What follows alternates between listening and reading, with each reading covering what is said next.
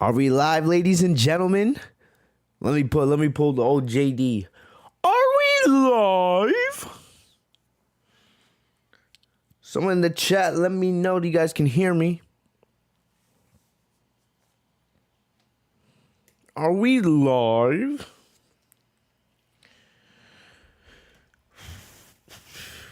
What's going on, Casey?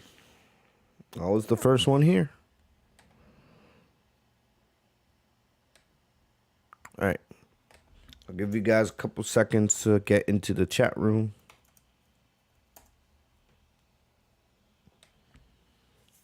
Yeah, man. We're doing an afternoon stream, but it's not really anything weird, really. We've done afternoon streams actually a good amount of the time.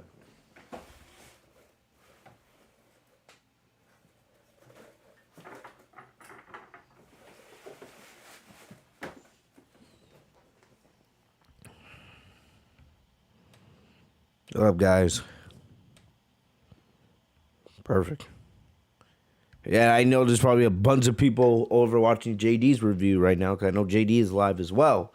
So I know probably a good amount of you guys won't be listening to this until later, probably after the stream. But either way, man, we're going to get started. We're not going to waste any time. Yo, what's going on, everybody? It is your boy Fitz TV here, AKG Lauren 33. I am back here today with your WWE Crown Jewel official review and results here on the channel. Thank you guys as always for joining me. I hope you guys are having a good week. Hopefully your Thursday has been good, man. Talking some wrestling here in the afternoon, and I'll tell you guys this: I worked an overnight shift.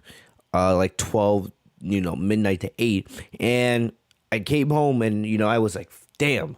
I was like, damn, I'm not going to get that much sleep, because I knew Crown Jewel started at 12. And my only thought really was, would it be worth it to wake up at 12, right? Should I wait till later, like start watching Crown Jewel a little bit later on? And then, come out here maybe a little bit later in the day, like 8 or 9-ish, right? Give you guys a late night review. But I did get up I got up to start watching Crown Jewel. I did fall asleep because it was still, I was only on a couple hours of sleep. But, I was able to rewind and watch back the parts that I missed. And I will say this: Crown Jewel 2021 was a success.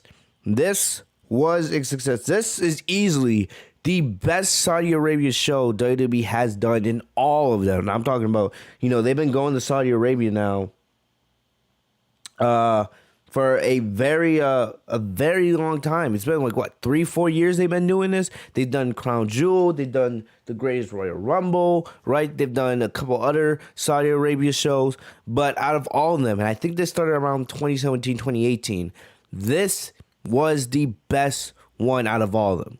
This was a really, really, really good show. And I knew coming in, it had to be a good show. But this was a great show. This was a great show. Man, I looked at the card. I told you guys in the reviews in the past week that this card is almost kind of like a mini, SummerSlam card in a way, right? I didn't want to go as far as say it's a WrestleMania card, but when you just look at the top matches on this show, right, and some of the storylines going in, there was this show would have been very, very bad for us to say negative things coming out of it, right? I expected a at least decent show at best, but we got a really great pay-per-view tonight. And I'll say this, I think it's debatable. I think you can really sit here and debate. This could be. I know somebody could argue this. I saw JD tweet. JD tweeted that this show was better than both SummerSlam and WrestleMania. I think you can debate. This could possibly go down as WWE's best pay-per-view of the year. Imagine that. Imagine saying that a Saudi Arabia show for WWE ends up being the best show of the year, calendar-wise. That's crazy. I never thought those words would ever come out of my mouth. I've sat here in years past and absolutely shitted all over the WWE Crown Jewel shows. We all remember what happened with Seth Rollins and the Bray Wyatt situation. We've talked about Goldberg and The Undertaker in the past. Brock Lesnar and Roman Reigns. I think they had a steel cage match at Crown Jewel a couple years back. You know, we've talked about, there's been plenty of bad moments in the history of these Crown Jewel shows. Right? We've had shows headlined by John Cena and Triple H, you know, wrestling for the 1,000th time in their mid-40s. You know, there's been a lot of bad with these Saudi Arabia shows. You know, we all remember Goldberg defeating Bray Wyatt for the Universal Championship. You know, there's been a lot of bad with these shows. But, you know, finally, WWE was able to put on a really good show in Saudi Arabia.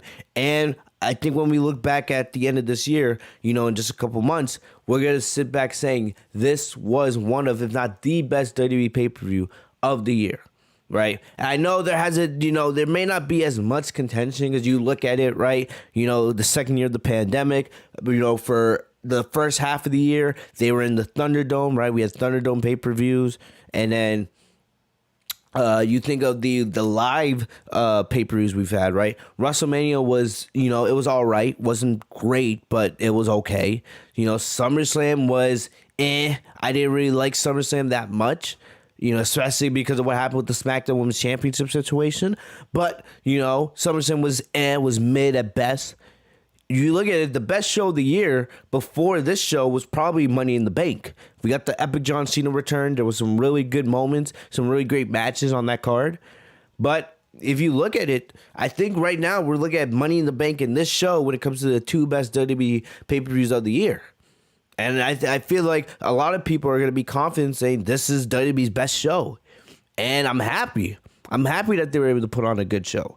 I said that WWE, this had to be a strong week for them because you look at everything that's supposed to be taking place, right? Tomorrow night, I feel bad for those superstars. They got to get on a plane, right? And then they got to fly, what? Is it like an 18-hour, 20-hour flight all the way back to the U.S. just to be ready for SmackDown tomorrow night. And it's the first SmackDown now with the draft effective. The WWE draft goes into place. The results go into place tomorrow night on SmackDown. People will be on their new shows, et cetera, et cetera, et cetera. So I said WWE needs to have momentum going to SmackDown tomorrow. And they did just that with this Crown Jewel show. Sure, there were things I don't like. Sure, there's some things we got to talk about, right? Because, you know, WWE doesn't have an off season. They go straight from this to start building towards Survivor Series, which, as I've said 1,000 times over the years, right? Survivor Series is supposed to be one of your big 5 pay-per-views. So you got to start building towards that. And we'll talk about Survivor Series a little bit during tonight's podcast.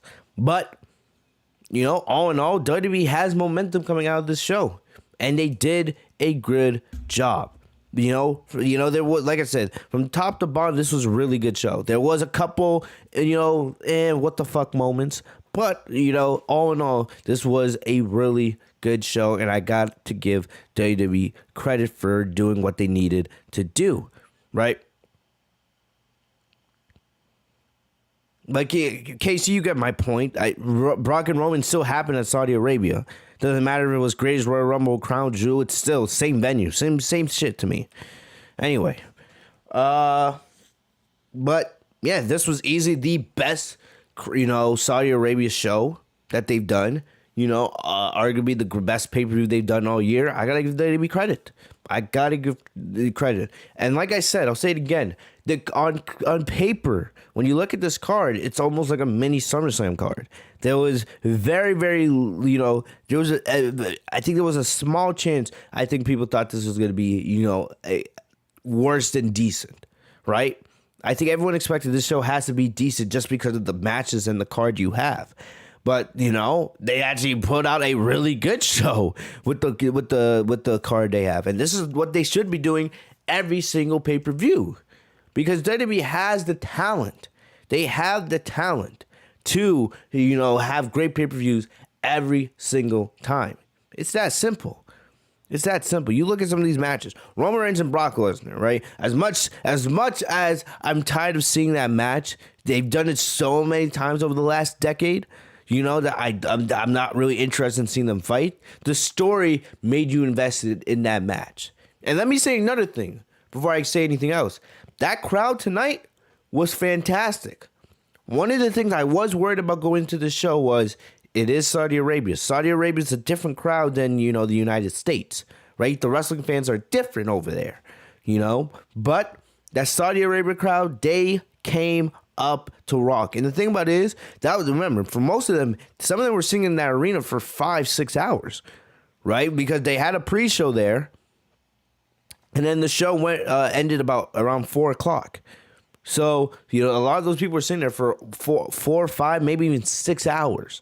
So the fact that they kept the energy going throughout that entire show, I have to give them credit. Gotta give them credit. They did a great job, you know, especially during the SmackDown Women's Championship matches, the WWE Championship match, and especially the Universal Championship match. They were, especially since that was the last match of the night, the main event. They, you know, the energy they brought for that match, you would have thought it was the first match of the night. You know, the fact that they were able to stay awake throughout that entire show and bring the energy for those last couple matches, shout out to that crowd in Saudi Arabia tonight. Probably the best Saudi Arabian crowd they've had so far. But like I was saying, you know, even though I wasn't that interested in the Lesnar and Roman match, the story and the crowd is what made that, you know, that match great tonight. Let's be honest, Lesnar and Roman didn't do anything special. They didn't do anything we haven't seen from those two before. Really. I've seen Lesnar and Roman so many times. It's the same stuff. Suplex, F5, Superman punch, Superman punch, Superman punch, spear, spear, spear. Right? It's the same stuff these two always do in the ring together. Nothing that we haven't seen from them before. But, you know, the story, the Paul Heyman factor, and that crowd made that fantastic. Paul Heyman was legitimately torn. He kept saying he was, you know, loyal to the tribal chief, but he really wasn't.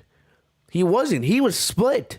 He didn't know, you know, who he was rooting for. And of course, he'll come out on SmackDown and then he'll say, "Oh, I was loyal to you the whole time." But, you know, you watch that match, Heyman was legit torn. And then Heyman said before the match, "I'm leaving with whoever is the Universal Champion." Didn't specify Roman or Brock. So that's another layer on top of this. What if Brock won tonight? Would Heyman have walked off with Lesnar? I don't know. So they've already planted the seeds for a rematch, of course. But the story itself is what's driving this feud, not the matches. Not the matches, but still, you know, that crowd and the story is what made Lesnar and Roman great. Biggie versus... Give me 1 second. I need to open my window. It's hot as hell in here.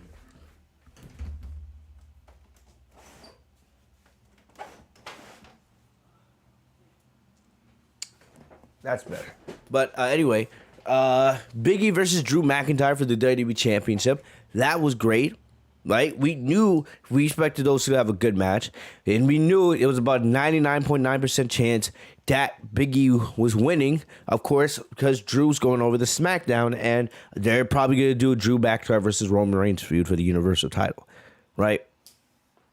So even though it was painfully obvious that Biggie was going to win, you know, still, those two went on and put on a really good match. And that Drew McIntyre close fall with the Claymore, you know, not going to sit here and lie. It did make your heart stop for just a second. Just a second, okay? Other things. You know, Bobby Lashley and Goldberg. I'll say this. This is the type of match you need to have for Goldberg. If you're going to bring him back, one, he shouldn't be fighting for championships. Should not be fighting for championships at all. But he should be, if you're going to, you know, have him back, he should be doing these feuds where the matches are, you know, stipulation matches. Goldberg in a normal wrestling match, nobody wants to fucking see that. The guy can't wrestle. He could barely wrestle in his prime. He cannot wrestle at his age now. So, you know, what they did with Lashley and Goldberg tonight, that was pretty good for what it was. That's the type of match you got to do with Goldberg. You got to keep the action fast, right? You can't have things slow down. And then you got to rely on big spots. You got to do stuff that plays to Goldberg's strengths. And that's what they did with that match with Bobby Lashley tonight. You know, it reminded me a lot of the match he had with Brock Lesnar at, WrestleMania 33 a couple years back. That was great. You know, I don't care about Goldberg. You guys know this. I've ranted about the guy 1,000 times. But if you're going to bring him back, keep him away from the championship scene and then do stuff like that. Tonight, that was fine. That was fine. I had no problem with what they did. Plus, that spot with the spear was absolutely crazy. Crazy. When I was like, what the fuck? You know, that was easily one of the more wild spots of the year. The fact that they did that spot with Goldberg and the fact that Bobby Lashley got up on his own power after that, because that spear looked brutal. You know, credit to both men for making it work. Seth Rollins and Edge, Hell in a Cell match. You know, that's what Hell in a Cell is supposed to be. Now, of course, we'll talk about it a little bit more in just a second, but that's what Hell in a Cell is supposed to be. You know, Seth Rollins and Edge, their feud told a complete story. That match tonight told a complete story. Seth Rollins and Edge, you know, it should be damn proud of what they did, especially if you look at the end of the match. Edge, you know, was talking to Seth Rollins while they were on the canvas. You saw the camera kept panning towards the crowd because Edge was talking to Seth, probably thanking him for, you know, this great story that they've been able to tell over the summer. You know, Seth and Edge, you know, tonight in Hell in a Cell, that's what Hell in a Cell is supposed to be. Easily the best Hell in a Cell match of this year, because we've had like 4 or 5 Hell in a Cell matches. Easily the best Hell in a Cell match this year, and easily the best Hell in a Cell match WWE has put on since Sasha and Bayley last year in the Thunderdome. Seth and Edge did a great job. You know, I know Edge and Seth are going to be on the same brand on Raw, but, you know, you never know. WWE can always, you know, have Seth and Edge continue fighting for no reason. But still, Seth and Edge did a great job in that match tonight to open the show. And then, you know, I'll mention this quickly. Sasha Banks, Becky, and Bianca triple threat match was fantastic. My favorite match of the night. You know, maybe even the best match of the night. I know some people may say Biggie versus Drew McIntyre or Seth Rollins and Edge. You know, I think those 3 matches are the top 3 of the night. But still, no matter what, Sasha, Bianca, and Becky was usually my favorite match of the night, of course. And it was great. Sure, some people are unhappy about the ending. I'm going to be honest with you guys. I don't like seeing Sasha get pinned, of course. Yeah, but I'm not going to, you know, I'm not going to really bitch and moan about it too much. I'm not. You know, would I like to see Sasha win? Of course. You know, I hate seeing Sasha take pins in any situation. You know, I do have an idea of what they should do with the women's titles, and we'll talk about that when we get to that match. But right now, you know, I'm not as angry. Sasha, you know, put on another great triple threat match, right? Another great match. You know, Sasha continues adding more matches to her catalog, you know, putting her on her greatest of all time resume. You know, tonight's another example why Sasha Banks, in my opinion, is the best female wrestler in the world and the best female wrestler of all time. Another classic that goes into her match catalog, you know. And we'll talk about, of course, what happens with Sasha going forward. There's a lot. You know, there's a lot. We right now, the first matter of business is figuring out what WWE does with the women's titles. What do you do with the Raw and the SmackDown women's title now that they're on opposite brands? Do you unify the titles? Do you just have Becky and Charlotte switch titles? Do you rename the titles? We'll talk about that here in a little bit. But Sasha, Bianca, and Becky killed it in their triple threat match tonight. But those are my opening thoughts, really. I could honestly just end, you know, the podcast right here if I really wanted to. But, you know, let's go into depth more of these matches. But still, like I said, this was a great show. This was a great show and arguably WWE's best pay-per-view of the year. Everyone should be proud. Everyone should be proud about what they did. So let's get into it. So I won't waste time on this just because I didn't watch the pre-show. You know, I was already I was already low on sleep to begin with. This would have made doing a review much more difficult. But we had the Usos and the Usos go up against the Hurt Business on the kickoff show. I don't think I think the Hurt Business got drafted to Raw, if I'm correct. You know, if I'm wrong, just let me know in the chat. But I believe the Hurt Business got drafted to Raw, so I don't expect these two to, feud. I think they just did this match just to, have a match on the kickoff show. But this was an okay match. The Usos were cheered as baby faces here, right? It made more sense. The Usos are the more known and popular team. The Usos did they did their normal super kick, the double super kick, and then Jay did the Uso splash on Cedric Alexander, and that was that. 1, 2, 3. The Usos get the win. So, moving on, we're getting into the main show, right? We started off the night with Edge versus Seth Rollins. I gotta remind you guys, there was actually a lot of matches on the show. I don't want to make this review super long, but still. So Edge versus Seth Rollins, and you guys have heard me say this. Probably good chance this will go down as the rivalry of the year, right? This has probably been WWE's best rivalry of the year. I can't really think of any other ones that come close off the top of my head. This has been great. They've been feuding basically now for the last 3-4 months, and we've been invested into it throughout the entire thing, all the way back from when they before Money in the Bank. From Money in the Bank in July all the way to now in October. These two have been going at it, and it's been great. This, like I said earlier, this is how you end a Hell in a Cell match. This is what you do. This is what Hell in a Cell should be. This is what Hell in a Cell should be about. Not just there for a stupid gimmick pay-per-view where you put forced matches and forced feuds inside Hell in a Cell where it doesn't deserve. It degrades the title of what Hell in a Cell is supposed to be. This is what a Hell in a Cell match is supposed to be. These two went on and absolutely destroyed one another. And I absolutely love it. They told a complete story here. I especially love the ending of this match. So I'll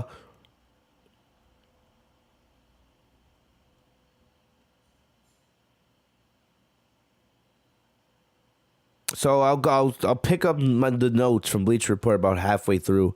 But so Seth kept going for Edge's eye with a piece of metal, and this kind of this was kind of a good Easter egg back to what Seth Rollins was doing. Was it the Messiah gimmick?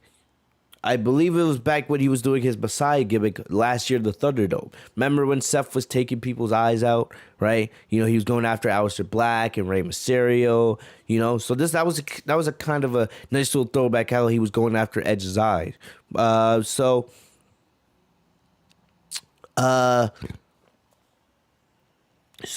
Rollins did eventually hit Edge in the eye with a piece of the chair that was broken earlier. Then Edge shoved Rollins off the top rope, and he went through a table that hit the side of the cell. Brutal spot right there.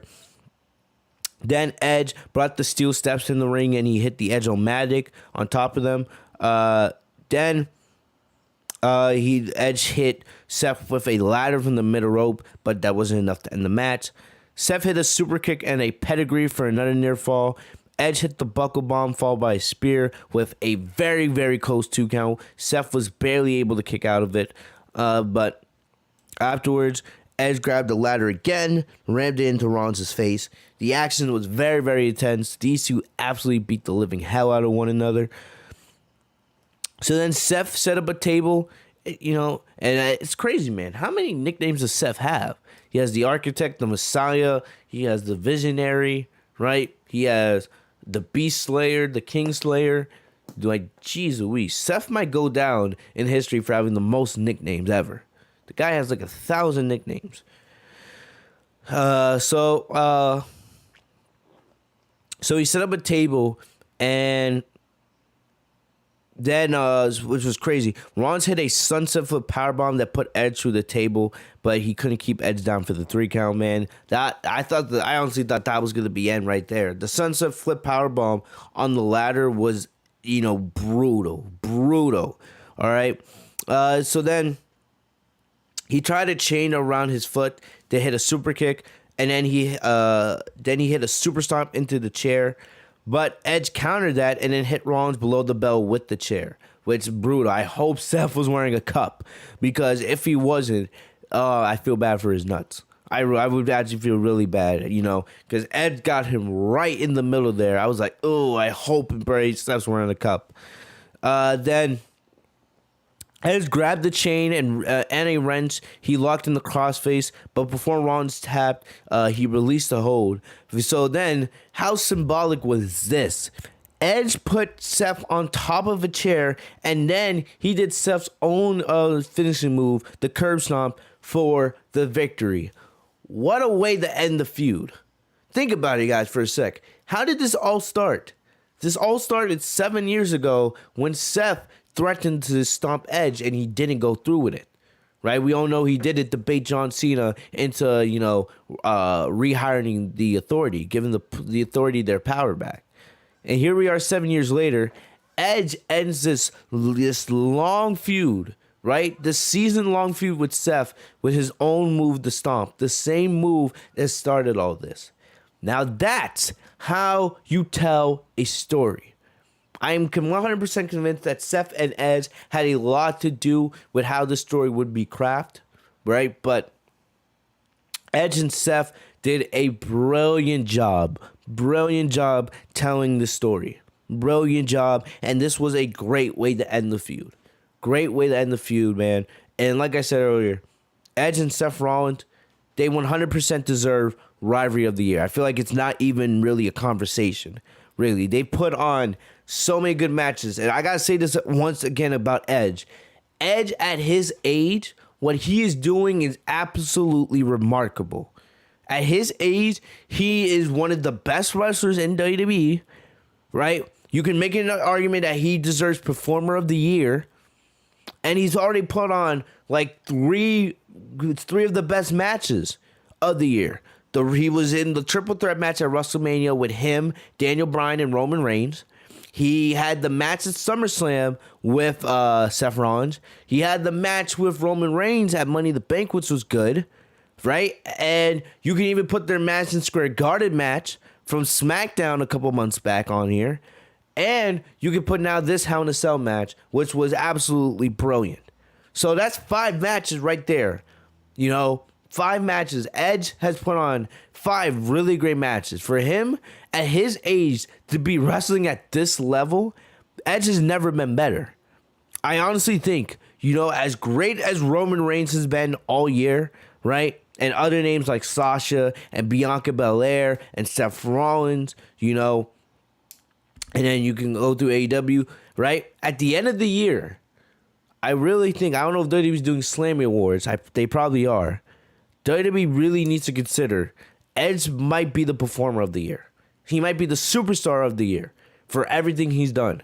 Winning the Royal Rumble, right? The WrestleMania match, the SummerSlam match, the Hell in a Cell match, everything. Edge has been on another fucking level this year, and we're all about storytelling in sports, right? But this story right here is fantastic.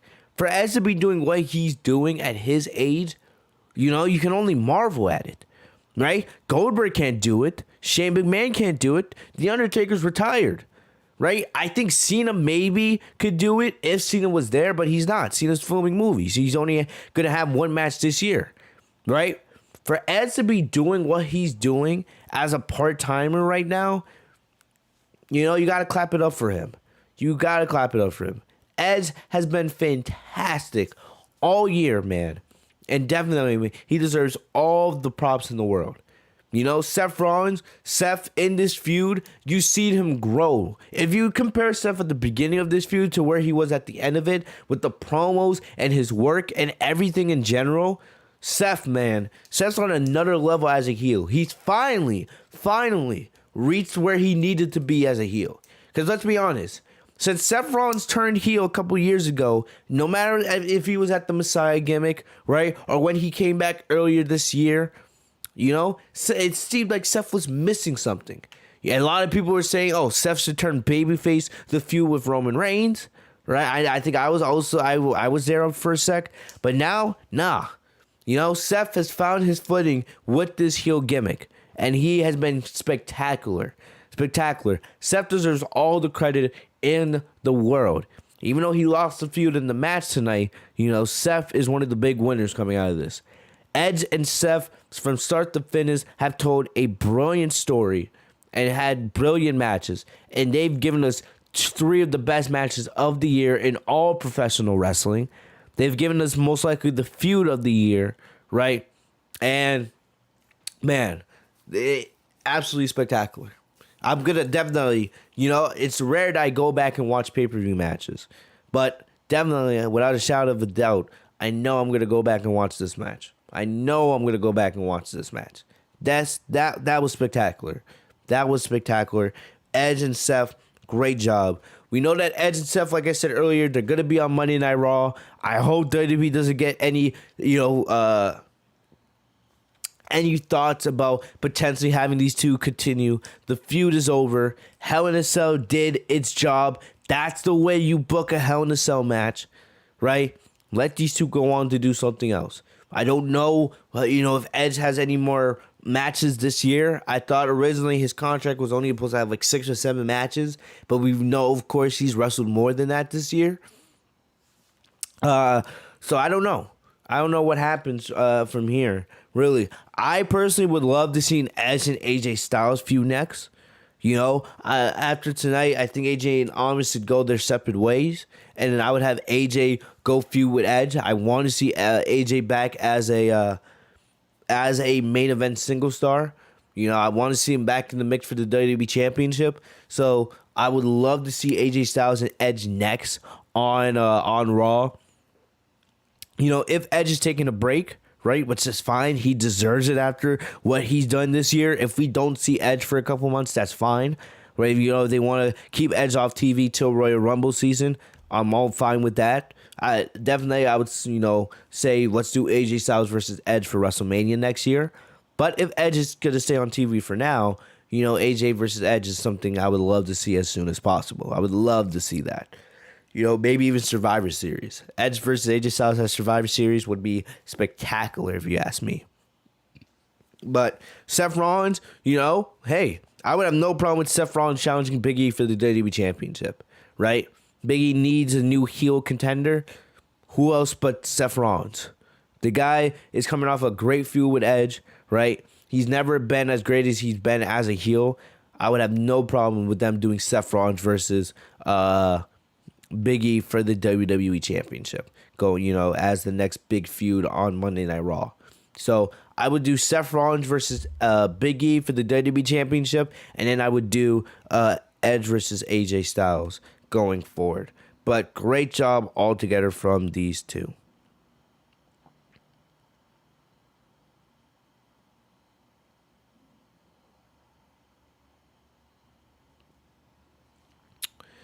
All right, I see you guys talking about Sasha Banks, man. Like, I'm not going to answer to that because we're not there yet. We'll get to Sasha when we get there. Anyway, so next up we had Mustafa Ali.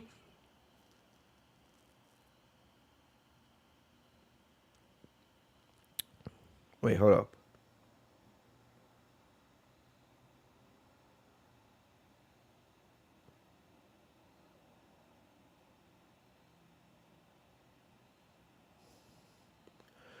Anyway, sorry, I got sidetracked there. But next up, we had Mustafa Ali versus Monsoor.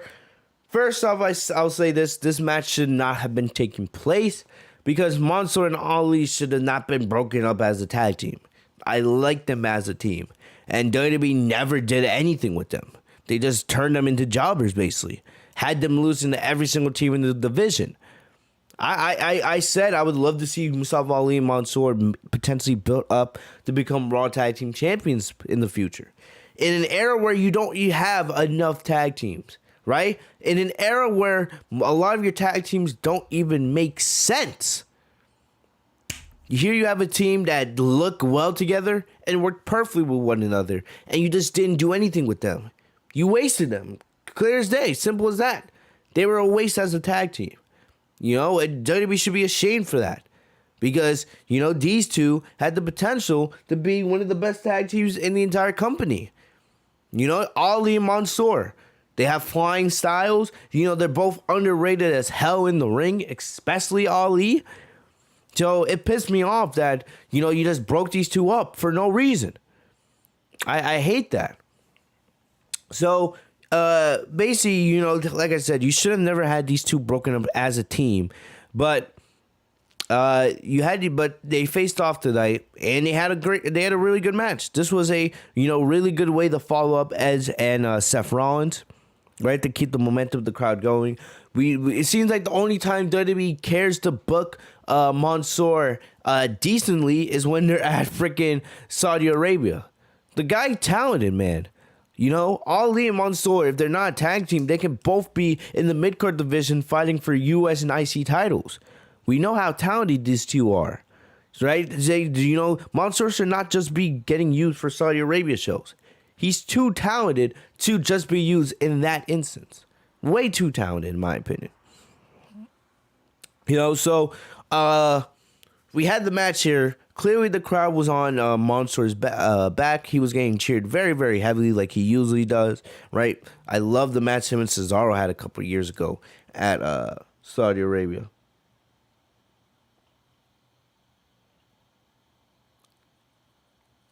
Anyway.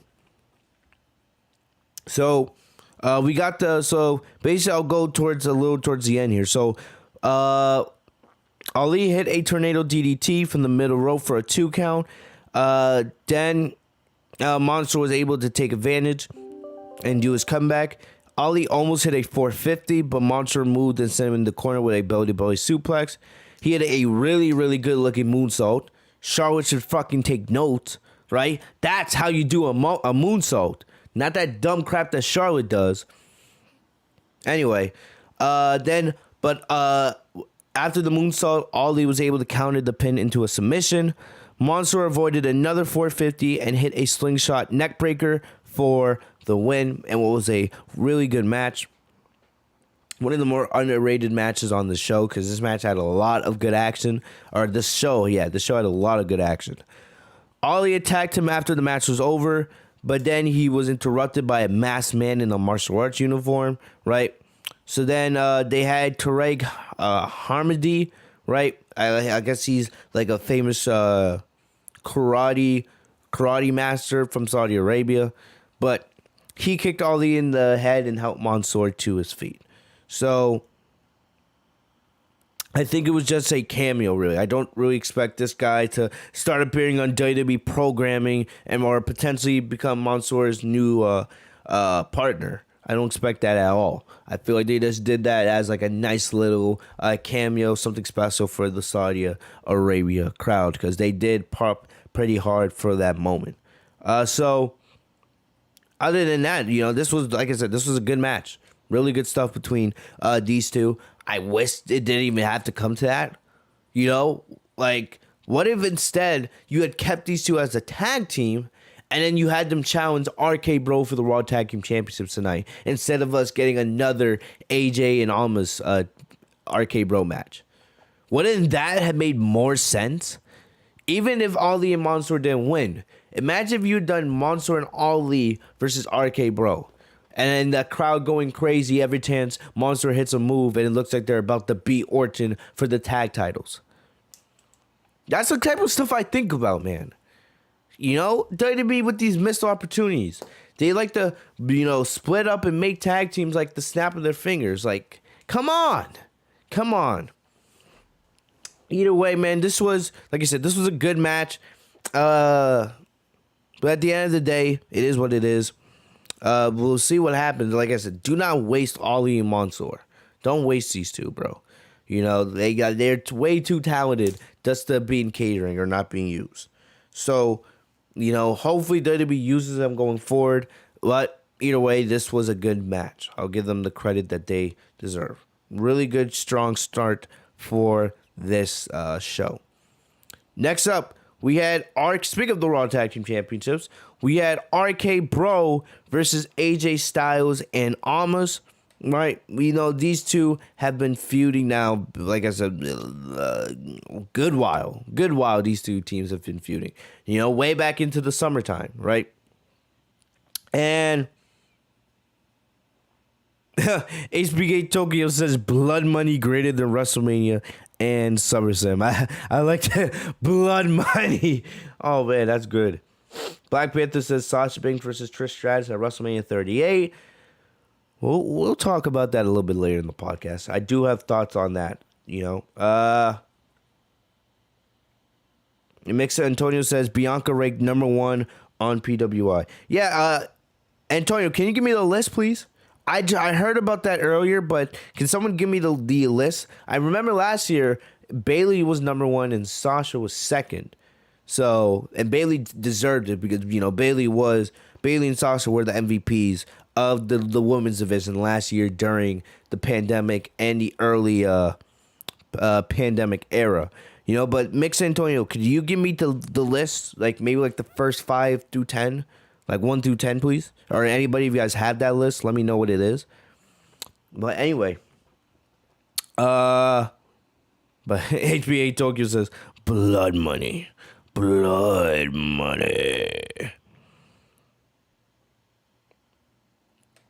But anyway, like I said, I've grown sick and tired of this feud. Like, you guys know I love RK Bro, right? I love RK Bro. And you guys know I love AJ Styles. I'm tired of AJ Styles and Almas. If there was ever a team that needed to be broken up, this is a team I would actually like to see broken up. Why are you breaking up Mustafa Ali and Monsoor and all these other teams, that don't really need to be broken up, but you don't break up the teams that actually need to be broken up? AJ and Almas, they've run their course. I've seen people now complain that AJ's being wasted. And I gotta agree. You see what Bryan Danielson is doing in AEW. You see, all of these other guys, what they're doing. And you're wasting freaking AJ Styles. AJ Styles should be fighting for WWE championships. Not for, playing second fiddle to Almas here. I'm sick of it. AJ Styles, man, I'm hoping that tonight ends the AJ and Almas partnership. Really. It's run its course. Have them go their separate ways. You guys know how I feel about Almas, man. The guy has had no evolution, really, since he started wrestling at WrestleMania. He hasn't grown one step. He's still the same old slow wrestler he's always been. And I'm sick of it. AJ Styles, man, you don't know how long you're going to have this guy. And I see AJ Styles, I see one of the best wrestlers on the planet. And he's not getting that chance. Because he's been, trying to carry this dumb tag team. Honestly, end it. End it. AJ and Almas, end it. AJ Styles should be going on the fight for the WWE Championship. He should be going on the feud with Seth Rollins and Biggie and Edge. No, enough of this nonsense. Enough of it. I'm over it. I'm over it, man. You don't know how much longer AJ Styles is going to wrestle. Instead, you want to waste the last couple years of AJ's career, potentially just having him in this dumb tag team? No. I want to see AJ Styles as world champion at least one more time. Come on, it's AJ freaking Styles. So anyway, look, it would have been so much better probably if you had done Ali and Monsoor in this situation against RK Bro. Like, that is a missed opportunity. It's a missed opportunity. So we've seen this match so many times, right? The match wasn't bad, right? The crowd was clearly behind RK Bro. They kept chanting RKO, chanting Randy, right? And, they played off the crowd here. So Almas took out Orton here, and then Styles came in to keep up the pressure. The crowd the crowd kept chanting Randy, right? Randy tried to go for his comeback, but he just couldn't get the job done. So then he tagged in Riddle, right? Riddle came in and beat Styles down with his signature moves. He did a Proton, and then Orton came back in, and then we got a beautiful looking RKO. You know, Styles and Orton, man. I love like AJ Styles when he does the phenomenal forearm and he just flies into the RKO. It looks so beautiful, right? You know, I don't know. Orton and Styles have fantastic chemistry with one another. So Styles comes in with the phenomenal forearm. Orton's just sitting there. He's just basically, he was waiting for it, playing possum. He claps himself RKO out of nowhere. Then Riddle came in and hit a floating blow, or a floating bro, for the win. So RK Bro retain the tag team championships. No surprise here. No one I don't think anybody expected AJ and Almas to regain the tag titles. Hopefully this finally ends this feud. Right, I'm sick of it.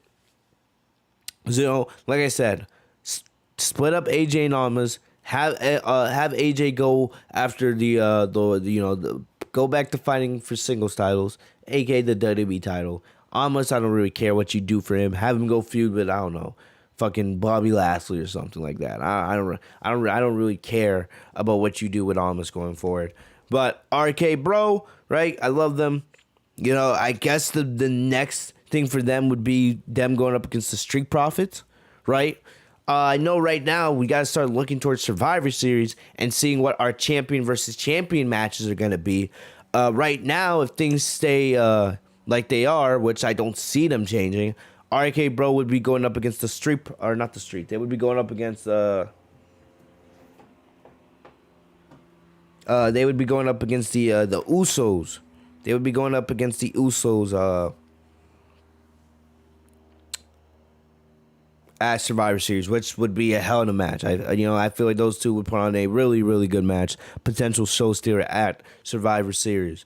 But the Street Profits to be probably the next challengers in line. I can't really think of any other teams at the moment, right? But a Street Profits and RK Bro feud, I feel like that would be really, really fun. I feel like they can do some really fun segments with all those characters. So definitely that's probably what's going to be next on.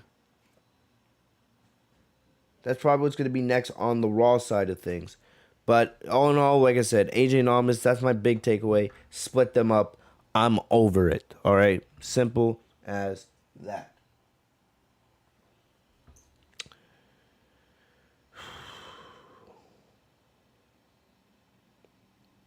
All right. Thank you, Casey, for getting me the list. Because I guess Mix Antonio's, over here slacking. But here's the list, before we continue with the Crown Jewel review. Here's the list. We had Bianca Belair number 1, Tommy number 2, Deonna number 3, Britt Baker number 4, Thunder Rosa number 5, Sasha Banks is number 6, Io Shirai is number 7. Series number 7, Io Shirai is number 8, Team Nako, Raquel Gonzalez number 10. I don't know.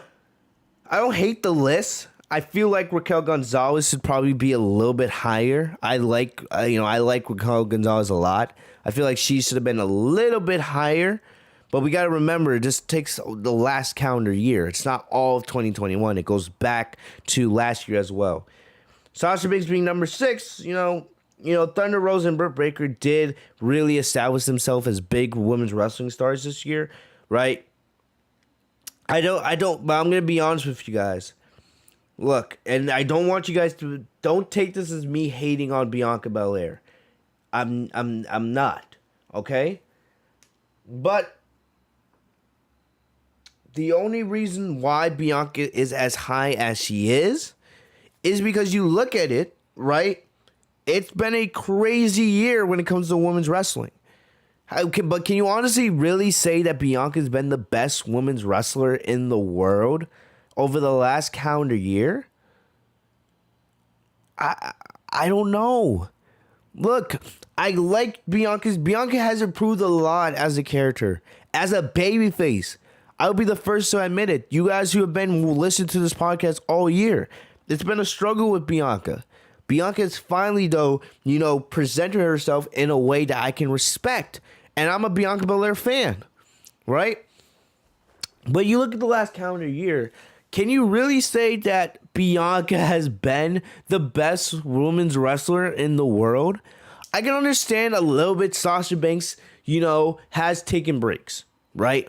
Sasha, because from October last year when Sasha won the SmackDown Women's Championship, when she faced Bayley in that Hell in a Cell match, all the way to WrestleMania, Sasha was the best in the world. It was not even close, right? It wasn't even close. Sasha was carrying the women's division, and not even good SmackDown Women's division, mind you, right? But look, let's say like Bianca. Okay, she won the Women's Royal Rumble. She had that great match with Sasha at WrestleMania. She had a great match with Bayley, right?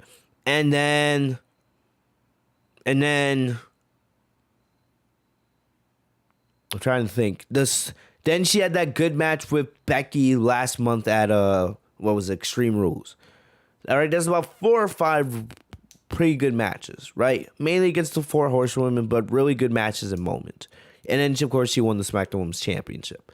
But I don't know. I mean, if I'm being honest, I'm sitting here thinking about it on the spot. Can you honestly say that Bianca should be the best wrestler in the world from the last year? If Sasha did not take that break from WrestleMania, I'm going to say mainly from WrestleMania to Extreme Rules, because he didn't wrestle at SummerSlam. But Sasha didn't take really that 4 or 5 month break, right? In the middle half of the year, Sasha would probably be in the top 3, maybe even number 1. So I can understand, because Sasha missed a good amount of time. That's no problem. But I don't know. I don't think really Bianca should be number 1. And I'm not hating on Bianca. I'm a Bianca Belair fan. But I don't think Bianca should be number 1, if I'm being honest. Bianca definitely deserves to be in the top 5. I'm not saying that. Bianca should be in the top 5 without a shadow of a doubt. You can make an argument top 3. But I definitely think, number 1 is a little bit high. Right? The only reason why I'm saying Bianca should be maybe above Sasha is because Sasha missed a good amount of the year. And Bianca's been a really good performer. Yeah, I can't take that away from Bianca. I can't be biased like that. Bianca has, been a pretty good performer, especially with Sasha Banks not being there. Not going to sit here and lie to you guys. But honestly, I think Bianca being number 1 is a little bit ridiculous. All right, if you've been watching AEW, you've seen what some of these women like Britt Baker, right? I think they should probably be a little bit higher than Bianca, but maybe they just wanted to have a WWE person at number 1. Maybe that's it. Maybe that's part of the explanation, right? Bayley probably, I can make an argument that Bayley should have been in the top 10, but I think most people say, since Bayley's been out the last 4 or 5 months with injury, that's why Bayley didn't make the top 10, right? Becky just came back at SummerSlam, of course, and don't give me that ridiculousness about Charlotte. Charlotte does not deserve to be in the top 10. Charlotte, come on. Charlotte's only had a couple good matches all year, if I'm being honest. She had a good match with Asuka. A couple good matches with Asuka. I guess her SummerSlam triple threat with Rhea and Nikki ASH was pretty good. And then Charlotte and Bianca had a really good match on Raw last week. But no, Charlotte should not be in the top 10. Get that crap out of your heads, people. Get that out of your head. But no, Marcus, stop. Charlotte does not deserve to be in the top 10. Stop being delusional. Anyway, like I said, a little side thing, but I just don't think Bianca should have been put as number 1. That's really my only gripe here. But it is what it is. It is what it is. Anyway, let's get back to Crown Jewel. A little sidetrack there. Next up, we had Doudrop versus Selena Vega in the Queen's Crown tournament, right? The finale. You guys know my thoughts on the Queen's Crown tournament. You guys know how I feel about this. And I didn't really care who would win. I didn't at all. The Queen's Crown tournament has been an absolute joke. If we're being 100% honest, it's been a joke. So it didn't matter who won. It did not matter to me who won. And let me zoom in, man. I feel out of focus. But yeah, like I said, it didn't matter to me who won the match, really, right? I was kind of happy for Selena Vega because I do like Selena Vega. I don't like how she's been booked. I do like Selena Vega, but you guys know the Queen's Crown tournament has been booked atrociously. I hope, if they decide to do next year, they'll learn and listen to the fans, because they put no care into this tournament. When there was not one single match that went over 10 minutes in this tournament, you guys know it's a bad tournament. It doesn't matter who wins. The whole point of this tournament is to let some of these women get to showcase themselves, show their skills. Instead, you did nothing. It was just normal matches, and you just put the branding of the Queen's Crown tournament behind it. Because that's the way the women's division's been booked all year. Not just with this tournament, right? Throughout the whole year, the women's division has not been booked correctly. So, sorry, the Queen's Crown tournament was not done correctly. And plus, when you had people like Liv Morgan and Toni Storm, get eliminated in the first round, it's just like my care goes out the window. I'm not saying I'm not happy for Selena Vega. I like Selena Vega. And it's great to see that she's actually winning matches. I think she's on like a 5-match win streak after losing 20-something matches in a row. It's good. I'm happy to see Selena Vega having some success. But when you look at this tournament overall, you now see why there's frustration inside the women's locker room in WWE. Because, they don't put enough care in these matches. They don't put enough care in these women. Right? If you gave us matches that were at least over 10 minutes, 15 minutes long, all right, fine. That's fine. But when most of these matches don't even hit 5 minutes, it's just like, why are we supposed to care? Who cares if it's a tournament? You're telling us not to care. It's that simple. So, I know I'm sounding like a broken record here, but yeah, I just gotta keep repeating my thoughts on this because it's the truth. WWE did a poor job with the handling and booking of this tournament. It's just that simple. It's really that simple. So I don't know. I feel like there'll be some people that disagree with me on that, but that's just the way I feel.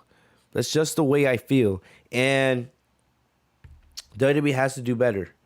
WWE has to do better. What up, Sleeping Angels? I see you. I see you sneaking your way in the chat with your Chicago Bears logo. What up, What up, man? Sleeping Angels is an OG of the channel, an OG of the podcast, man. Dudes, how long you been subscribed, Sleeping? You've been a long time subscriber, man. I forget, but the little thing I didn't see you sneak in the chat there, right? But anyway, like I said. Look, I hope and pray that next year that they'll do this better. I hope and pray, but you guys know I don't trust WWE. This tournament was a joke. It's that simple. It was a joke, okay? Yeah, but still, I'll give credit here. I'll give credit. This match here tonight wasn't that bad. This was easily the best match of the entire tournament. And it makes you think, why didn't WWE push these superstars and book them better throughout this tournament? You see, look at what Bleacher Report says in their analysis, right? This is not my analysis. This is theirs. But it says, when you see Selena Vega hit moves like a tornado DDT with perfect precision, it makes you wonder why it took WWE so long to give her any kind of push. She's way too talented to be a backup player in this division, right?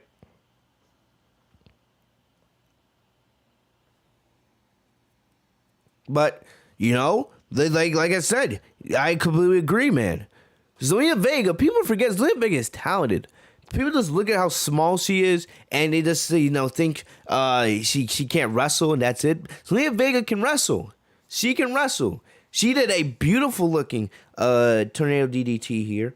So let's go. I'll start from the beginning. So Vega tried to intimidate Doudrop, right? But Doudrop shoved her down. I wish Doudrop did show a little more aggressiveness. I do wish Doudrop showed a little more aggressiveness, especially knowing that she had the size advantage over Zelina. Especially since this was a tournament final. Who cares if you're a babyface or not? Show me that aggressiveness here, right? You're supposed to be the favorite. So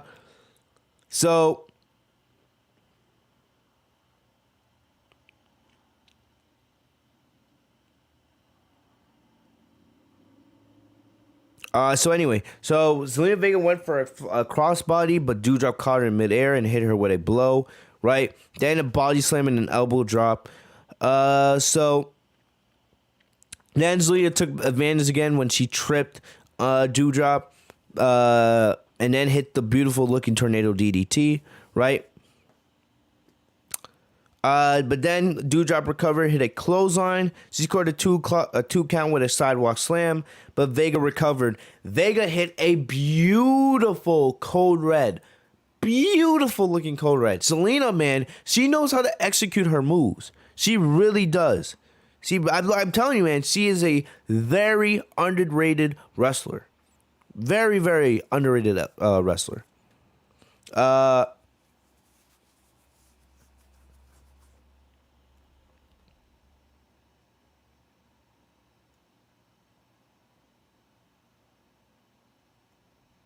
Anyway, like I said, Zelina Vega is very, very underrated. Very, very underrated. That code red at the end of the match was beautiful. I gotta give her credit. Doudrop did a great job selling it, but still, very good way to end the match. Vega wins the tournament. She I forgot to say that, of course, though, since the women were wrestling, they had to wear long t-shirts and then they had to wear covering.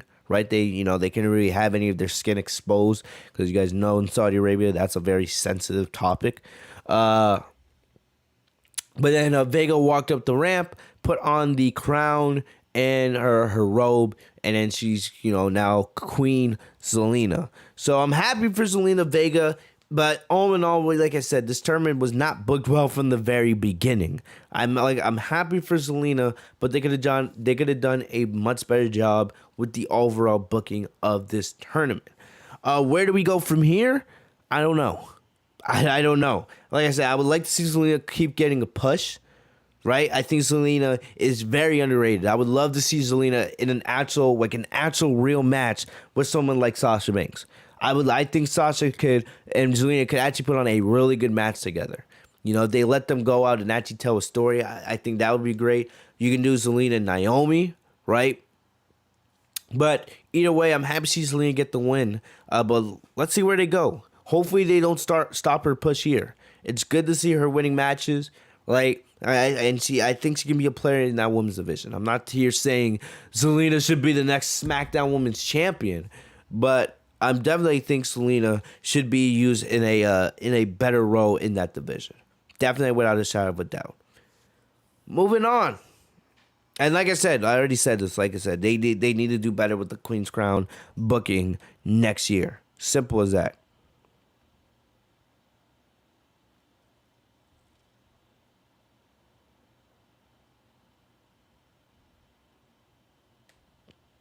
Moving on. We had Goldberg versus Bobby Lashley, right? First off, I'll say this. This was a no-holds-barred match, but I thought in a no-holds-barred match, you still have to win the match by pinning somebody in the ring. I don't remember. Maybe I'm missing something. I don't know if I'm missing something or something was changed. Because at the end, Casey said Zelina's on Raw. So, okay, thanks for letting me know. Anyway, so Zelina, sorry, Zelina. What the hell am I saying? And damn, we got a lot of people in here. before I go any further, guys, if you guys are new here, if you guys are here on the stream for the first time, subscribe. You guys are new to the channel. Hit the bell right next to my name, Fitz TV, so you guys are notified every time I post a new video. You know, we do Raw, SmackDown, AEW, you know, not much NXT, but we do weekly wrestling content, right? Streams, pay-per-views, reactions, all that good stuff. So definitely, if you guys are new here and you guys are here for the first time, please hit that subscribe button. Please. It means a lot. You guys are definitely going to get some of the best wrestling analysis out there in the IWC. Anyway, moving on. Bobby Lashley and Goldberg. Like I said, I thought a no-holds-barred match, you still had to pin the opponent in the ring. Why? Like, about halfway through, or at the end of the match ended outside the ring. Goldberg pinned Bobby Lashley, you know, up towards the entrance ramp. Like, if the match was a false count anywhere, that's whatever. I don't care. I just didn't know. When could you pin somebody in a no-holds-barred match on the outside of the ring? I don't remember that being the case. If I'm forgetting something, someone let me know. But that's just something I did observe from this match. Anyway, you know, look, Lashley and Goldberg was not anything special. It was not anything special, but it did the job. This is the type of stuff you have to do to have success with Goldberg. He should not be fighting for no WWE or Universal title. I don't want to see Goldberg challenging Biggie or Roman Reigns. I don't want to see none of that. Goldberg should not be challenging for any singles titles. If you're going to use him, this is the role you got to use him in. You got to use him in these matches that play up to his strengths, like a no-holds-barred match. This reminded me a lot of the match he had with Brock Lesnar at WrestleMania 33. It was very quick. The spots were intense, right? They kept the action going, and that's what you got to do with Goldberg. You're not going to have this guy doing freaking rest holds. Like, it doesn't work. The guy could barely wrestle back when he was in WCW. If he could barely wrestle back then, there's no way he's going to be able to wrestle now. You guys know how I feel about Goldberg. If you're going to bring him back, right, this is the role he needs to be used in. It's that simple. Not fighting for singles titles. This was perfect for him tonight. This wasn't the most amazing street fight or no-holds-barred match ever, but it got the job done, and it helped the show. Plus, the crowd was absolutely electric for this entire show. So it helped the match out a lot, right? Clearly they were on Goldberg's side. It is easy, the simple story, right? Goldberg, out here trying to get revenge for his family, yada, yada, yada. You see that story play out in wrestling thousands of times. You know, plus with Bobby Lashley no longer being the WWE champion, it was simple. Goldberg was going to get his revenge here. It was pretty simple. So,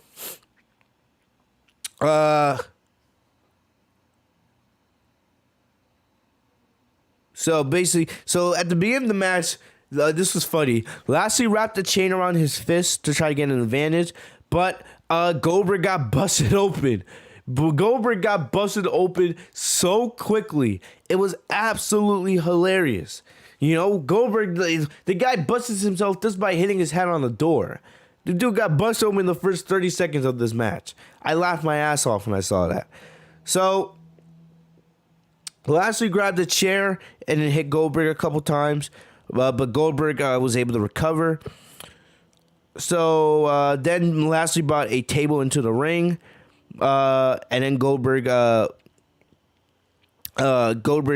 still able to get back up, but Lashley beat him down again.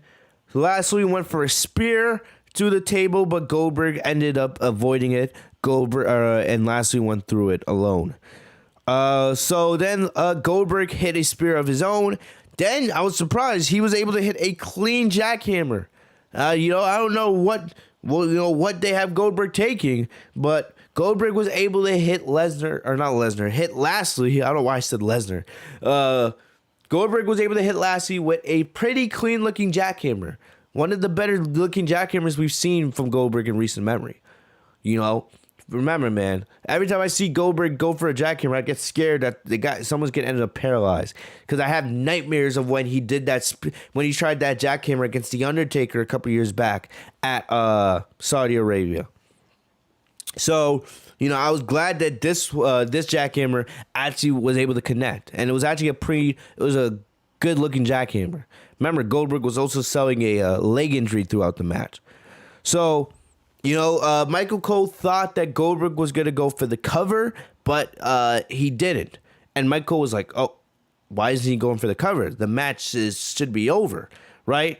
Goldberg wanted to inflict more punishment on Lashley, so he went on the outside of the ring and he speared Lashley through the barricade, right? This is stuff that we usually see from Goldberg, but the Saudi Arabian crowd was loving it.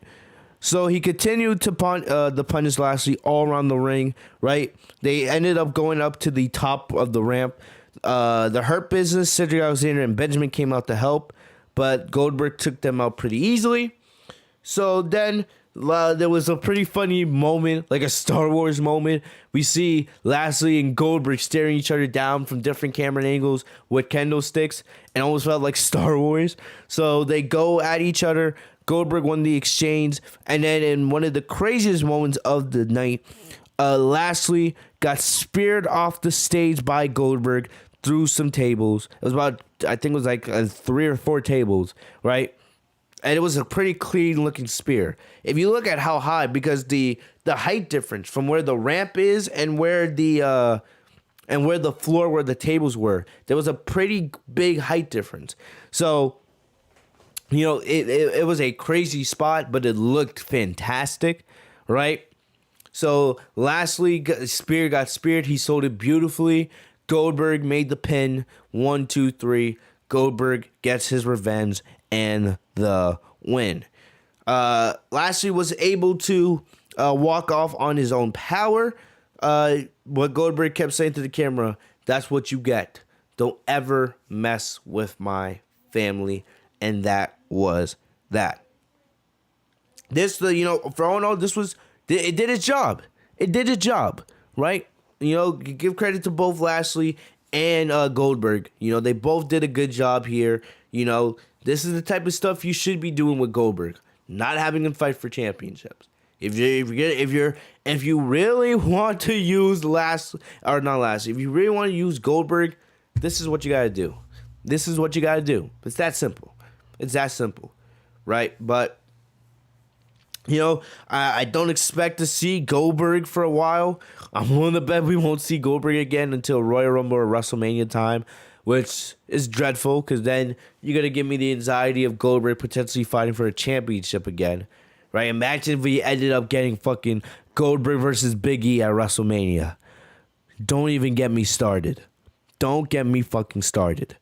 But still, hopefully we won't have to see Goldberg for a while. Lastly, what do you do with him?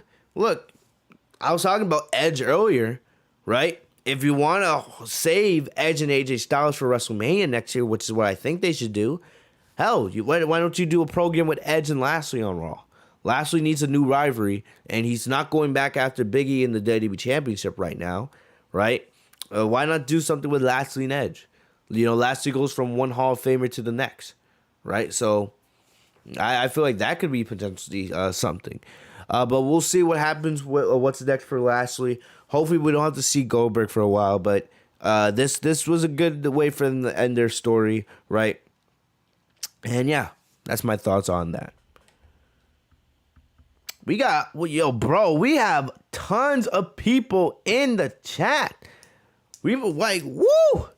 Wow, man. Like, I'm not looking at the stream. I'm looking at my notes, and I keep switching back, man. But I'm just saying, we have a lot of people in here tonight. You guys, like I said, if you guys are new to the channel, make sure to subscribe if you guys are new, man. Welcome to the channel. Welcome to the family. We got a lot of cool people here. A lot of cool people. What up, Swift? Been a while since I've seen you. But yeah, man. Good to see you guys. Got a lot of people in here today, man. That's what's up. That's what's up. So anyway, moving on. we had Finn Balor versus Xavier Woods, King of the Ring, right? This the opposite of the Queen's Crown tournament. This tournament has actually been booked pretty decently. It hasn't been like the best King of the Ring tournament ever, but it's been decent. It's been decent for the most part. So,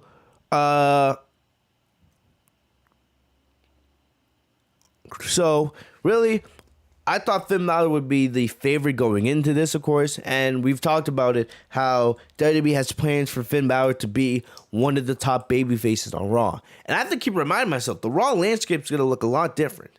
We have Biggie as your WWE champion, you have AJ Styles, you have Randy Orton, you have Finn Balor, you have Edge, you have Seth Rollins, right? You have Bobby Lashley. There's a lot of cool. The main event scene on Raw is pretty solid, not going to lie. And we know that they want Finn Balor to be one of the top baby faces on Raw, which of course he should be. Anyway, I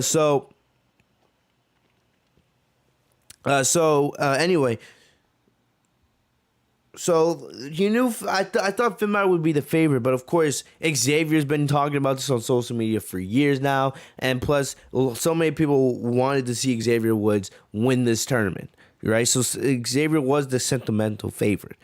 But anyway, it didn't really matter to me who won the match. It didn't really matter to me, all right? I just wanted to see a good match. And here we had Xavier and Finn, bump fist beforehand, showing some sportsmanship. So these two brought it to each other. So Woods hit a super kick for a close 2 count. They traded strikes. This was very, very physical. Like, these two did not back down from one another. Balor hit an overhead kick to his opponent's head. Woods rolled him up for a close 2 count, right? Balor went up to the top rope, but Woods joined him. They hit a really, really good-looking superplex. I love Woods, and he does that superplex, pretty often. That superplex is very, very underrated. Very, very underrated. This was great. But Balor still recovered after a near fall. Balor went for the coup de grace, and then Woods went for his trademark flying elbow drop for the win. Xavier Woods wins King of the Ring. Very happy for my brother Xavier, man. He was absolutely excited. He went on to put on the crown, but he was having a lot of trouble getting the robe to stay on. He kept saying, let me get right. And then every time he tried to put the robe on, the robe fell off, which was kind of funny. But Woods is the new king. Woods was joking, says, now I'm the king. When I tell you, cameraman, to put the camera on me, you put the camera on me. So it's going to be funny to see what Woods does as king, right? I feel like they could do a lot of the different comedy with him. When Baron Corbin was King of the Ring, it was annoying because, first of all, that gimmick, he was King of the Ring way longer than a year, and he wasn't interesting as king. He was just more annoying, right? And then Shinsuke Nakamura, I guess we got to call him king because he was King Nakamura for a good amount of time. Nakamura was pretty entertaining, but definitely we know how creative Xavier Woods is, so hopefully they can find some cool stuff to do with him as King of the Ring. Definitely that would be interesting. I do wish, that the match went on a little bit longer, right?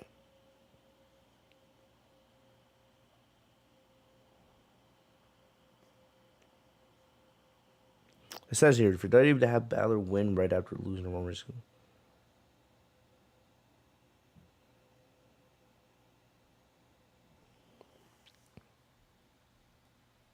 But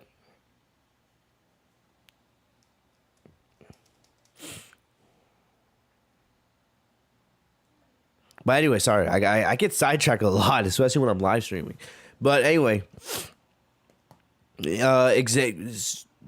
like I said, I wish the match just went on a little bit longer, but all in all, this was, really good match. Really good match.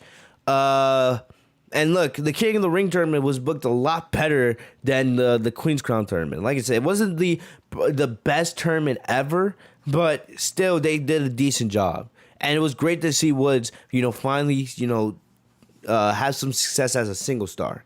He's always been known as a tag team specialist. And, Biggie and Kofi, both WWE champions in the past. Biggie's WWE champion right now, of course, right? Both of those men have had success as single star.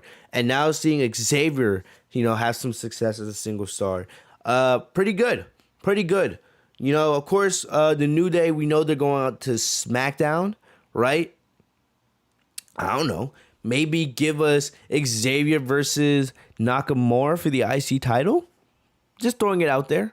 They're just throwing it out there. They don't have to do it, but maybe have the new King of the Ring versus the last King, right? Fight for the IC title, right? Maybe continue this Xavier single storyline. Let it go out a little bit more. Of course, WWE's gonna get the temptation to do the New Day and the Usos for the SmackDown Tag Team Champions and reignite that rivalry. But all in all, you never know. You have options. But I am satisfied with how the King of the Ring tournament was booked on the men's side. On the women's side, of course, you guys know that's my big issue. But on the men's side, I don't have as much to complain about. But I'm happy to see Xavier win. Balor will be fine. We'll see what happens to him on Monday Night Raw. We know Balor's going to be one of the top baby faces on that show.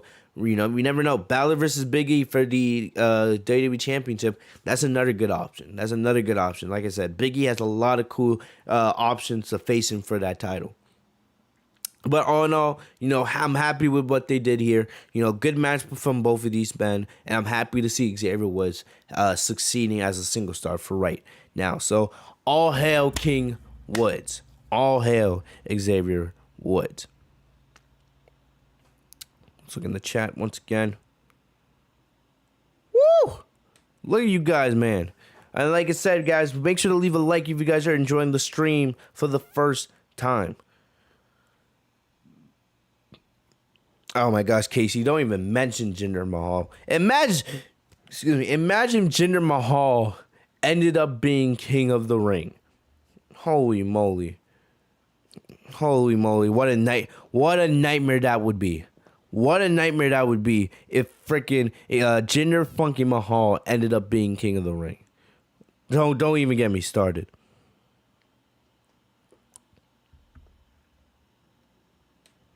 But next up, going from one New Day member to the next, right? We had Biggie versus Drew McIntyre for the WWE Championship. This was predictable, right? This was very, very predictable, especially with us knowing that Drew McIntyre would be going to SmackDown. But like I said, I was the one. I pitched this. You guys remember, right? Casey and you guys can say, those of you guys who are here every week, I was the one that pitched this. Give us Drew McIntyre versus Biggie before you send Drew over the SmackDown.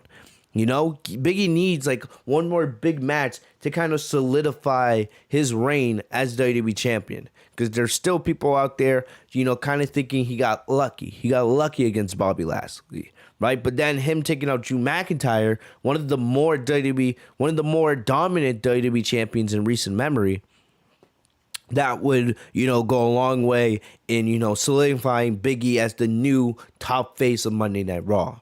So, this match, was very, very intense. Even though it was predictable about who was going to win, I didn't care. I just wanted to see these two tear the house down, and that's exactly what they did. McIntyre came out with his normal sword. He got a bunch of fire pyro, and then Biggie brought the energy like he always does. One thing I love about Biggie and his character is, he does know how to make jokes, but he knows how to get serious. I love how Biggie is talking smack to Drew before the match. Like, nah, you're going to get this work, boy. You're going to learn now. You're going to learn now. Like, I like that. I like that from Drew. I like that a lot from Drew. Holy shit. Oh my gosh, Sasha. Anyway, but like I said, yeah, I like that Biggie brings that energy. Like, he talks crap before, during, and after the match. I like that because that's something I would do. I love talking no matter what the moment is. So, anyway, these two went at it right as soon as the the match began. Biggie took the upper hand. These two went after each other hard. McIntyre hit a belly on the floor. So then Biggie started to make a comeback. He hit a trio of belly-to-belly suplexes. McIntyre delivered his own suplexes in response, but then Biggie hit a fourth belly-to-belly, followed by a running splash. Drew hit the Michinoku driver for another near fall. Then the Future Shock DDT, but he couldn't get the pin. Biggie applied a stretch muffler submission, right, which looked pretty brutal. Like when I saw Drew in there, I was like, ugh, like especially when you're a big man, you're more prone to getting leg injuries. So when I saw Biggie doing that stretch muffler submission on Drew, I was like, that cannot feel good. That cannot feel good if you're Drew McIntyre. Then Biggie hit a big ending out of nowhere, but Drew kicked out, and I knew Drew was gonna kick out. You know, I was like, there's no way. Drew's going to have to hit at least one Claymore kick here, right? So Biggie went for a super big ending on the middle rope, but McIntyre avoided it, and he hit a beautiful bulldog.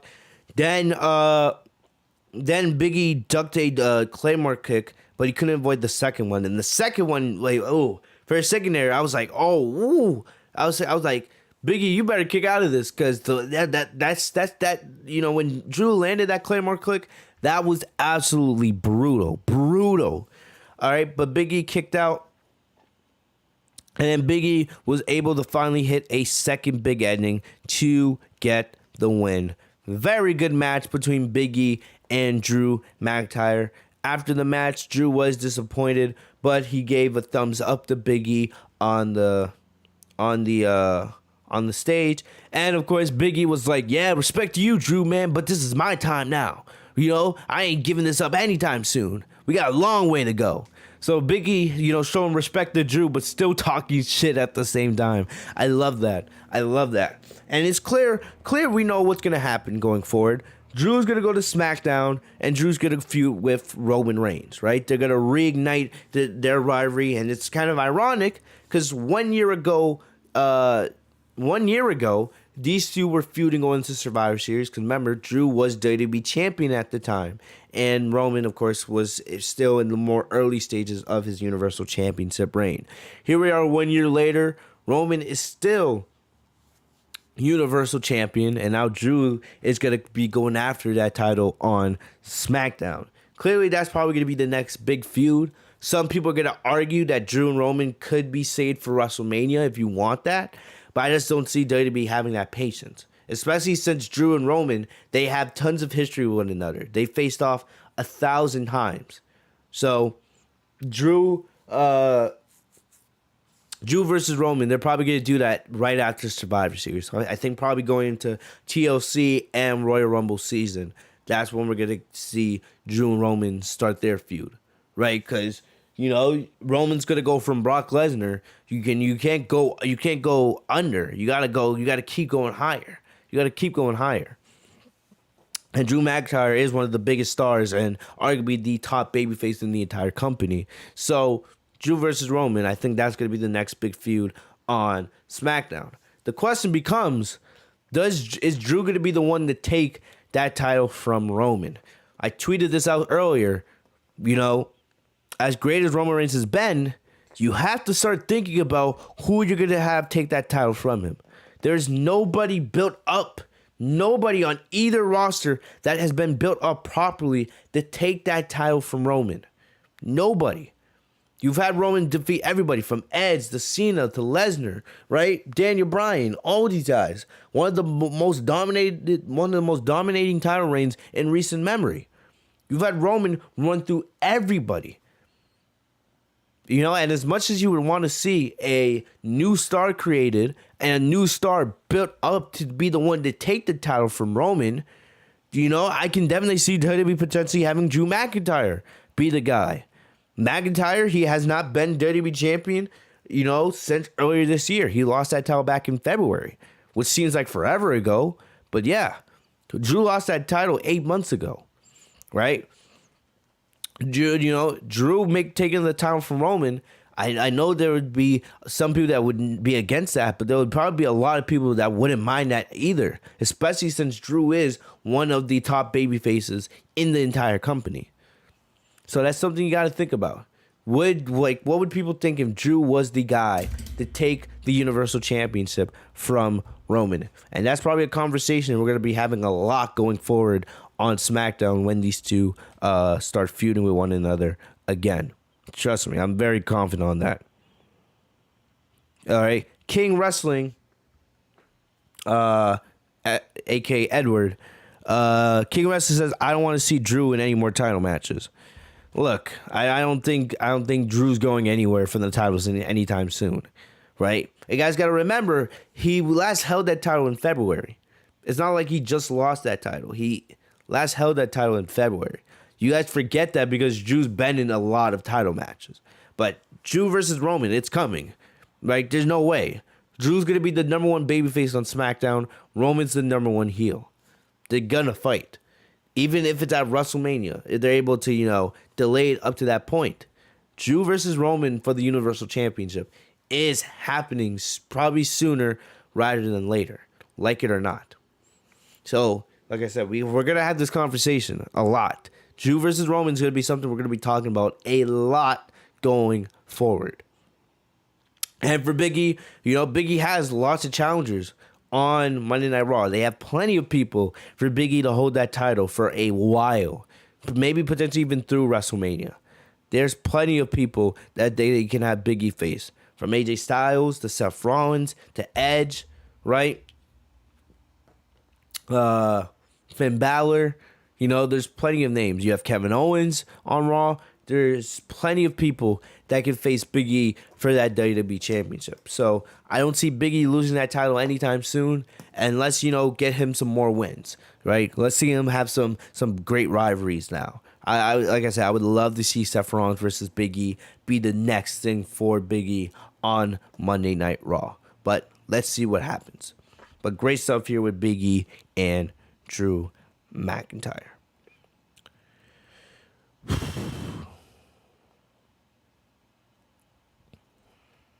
We're checking the chat real quick.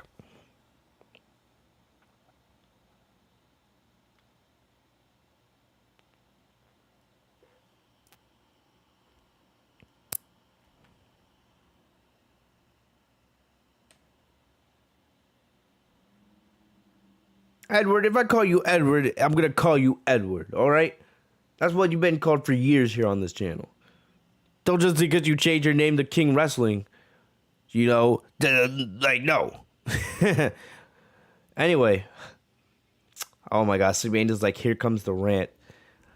Look, Sleepy, I'm not going to really rant too much. I'm not as pissed as I usually would be, really, at this situation. And clearly, especially for the new guys, people out there, this is a pro Sasha Banks channel.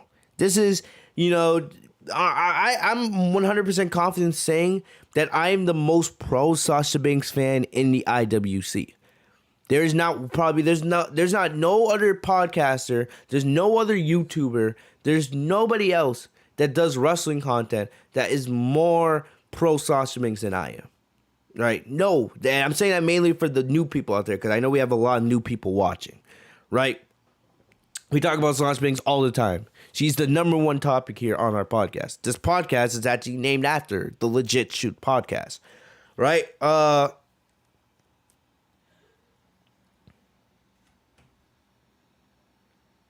And look, a lot of people, especially a lot of Sasha Banks fans, are not happy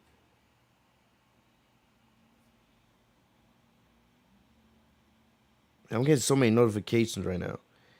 But there's a lot of people that are not happy that Sasha didn't walk out SmackDown Women's Champion. Look, if Sasha had won, then of course I would be ecstatic. Of course. Best female wrestling in the world, getting, another title reign. The best wrestler should be the one holding the title. But that's not the case. And I'm not as angry, really. When Charlotte beat Bianca. Well, Charlotte didn't really beat Bianca. The match didn't have a finish on Raw, right? I would have been kind of pissed off if Bianca defeated Charlotte for the Raw Women's Championship on Monday, because it didn't make any sense. Bianca Belair should have never been even given that opportunity. What has she done? What has she done to deserve a Raw Women's Championship match? Nothing, in my opinion. Right? If Sasha had won tonight, of course it would have made the most sense because Sasha's going to be on SmackDown. Bianca and Becky are both going to Raw. So it makes sense for a SmackDown superstar to hold the SmackDown Women's Championship. Plus, when you look at this story between Becky, Bianca, and Sasha, it would have made sense.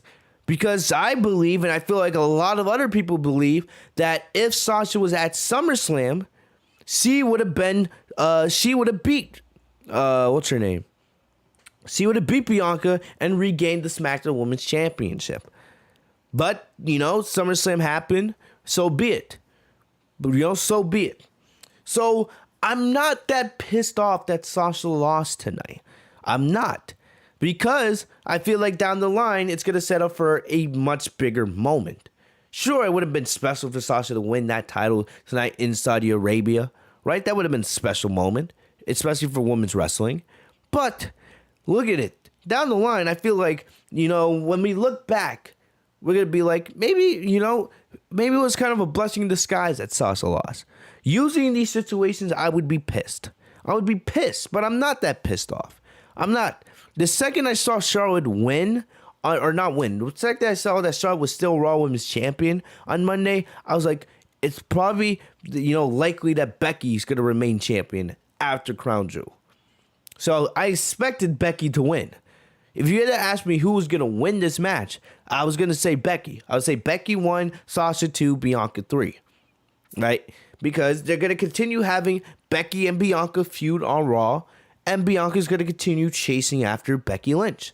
Right? So that when Bianca eventually beats Becky, it's a big moment. It's special. Bianca finally gets her redemption from SummerSlam. Sasha's going to go feud with Charlotte, most likely. Right? That's going to be the big rivalry on SmackDown. If they do it now, or if they save it for the Rumble, or they save it for WrestleMania. We don't know. There's a lot of options here with Sasha. Clearly it looks like Sasha is being turned babyface. Right? She's been acting babyface in her media, all her media appearances. In her entrance tonight, she gave her glasses to a fan. And she was clearly the babyface in the match against Becky last week. So it seems like WWE is quietly turning Sasha back into a babyface when they really had no choice because they didn't have a top SmackDown babyface. Other than Sasha, the top babyface on SmackDown would be Naomi, right? And Naomi hasn't been built up for the SmackDown Women's Championship at the moment. So it made sense. You really had no choice. You had to turn Sasha back into a babyface. You're not turning Charlotte back babyface. Nobody wants that. Shayna Baszler isn't a babyface. So it made sense. Plus, Bayley's not there right now. And then you just sent Bianca over to Raw. So it made it made the most sense that you would have Sasha as a babyface. What's also kind of crazy now that I think of it, if Sasha had remained heel, right, you would have all 4 horsewomen as heels, which I don't think has ever happened. Sasha being heel, Charlotte's a heel, Becky's a heel, and Bayley was heel before she got injured. I don't think that's ever happened when all 4 horsewomen have been heel at the same time. But anyway, I know I'm sidetracking a little bit, but clearly Sasha versus Charlotte's going to be the route now for the women's title on SmackDown. And I'm fine with Sasha not winning tonight if it means she gets a bigger moment in potentially winning the Royal Rumble or winning a women's championship at WrestleMania. I've said this all year. I've been consistent. If Sasha had won tonight or at any point before, if Sasha had won at SummerSlam or at Extreme Rules or tonight, and that meant she was going to lose at WrestleMania, I would rather her not win the title at all.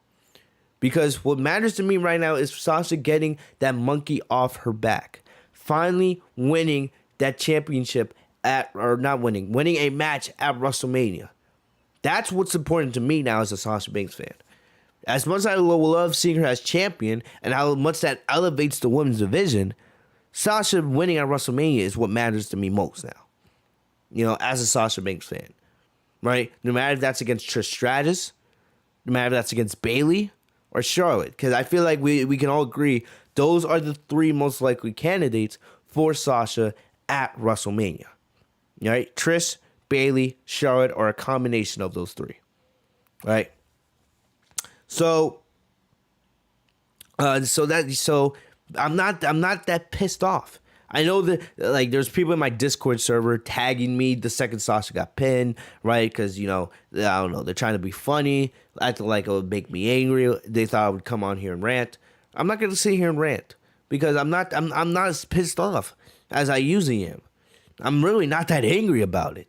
I feel like this is gonna set up for something bigger for Sasha down the line. If Sasha had won tonight, I would have been happy. And I'm not mad that she lost. Do I like seeing Sasha take a pin? Of course. Hell no. Even though it was just a roll-up. Well, of course, Sasha taking the roll-up doesn't hurt her at all. It doesn't hurt her at all. As much as I don't like seeing it, it's like I'm not that furious on it. I would have been more furious if they did something like Sasha got pinned clean 1, 2, 3 from a KOD, or if she tapped out from a disarmer. I would be more pissed about that. But, I'm not going to get mad, especially when that match could have gone either way. Any one of those three women could have won that match tonight. They kept you on your heels throughout the entire match. So, no, I don't have a problem really. I'm not that mad about it at all. At all. Right? Before I get into the match itself, I will say this. What do you do with Sasha Banks now? First off, you got to figure out what you're doing with the women's championship scene. You got to figure out, are Charlotte and Becky going to trade titles, which would be the most likely scenario, right? Becky takes the Raw Women's title, Charlotte takes the SmackDown Women's title. That would be the most likely scenario, right? Option number 2 would be for them to unify the titles, which I'm not against. I just don't see them doing it. Right? Plus, I don't know if I want to see one champion going from, one show to the other. I don't know. I'm not against it, but I just don't see WWE doing it. I feel like they're most likely to just switch the titles. The third option, which is an option I agree with. I agree with the first and third options I'm giving you, is that WWE renames the titles, right? With the WWE title and the Universal title, they're not called the Raw Heavyweight title or the SmackDown Heavyweight title, right? They're called the WWE and Universal titles, and they can flip brands. They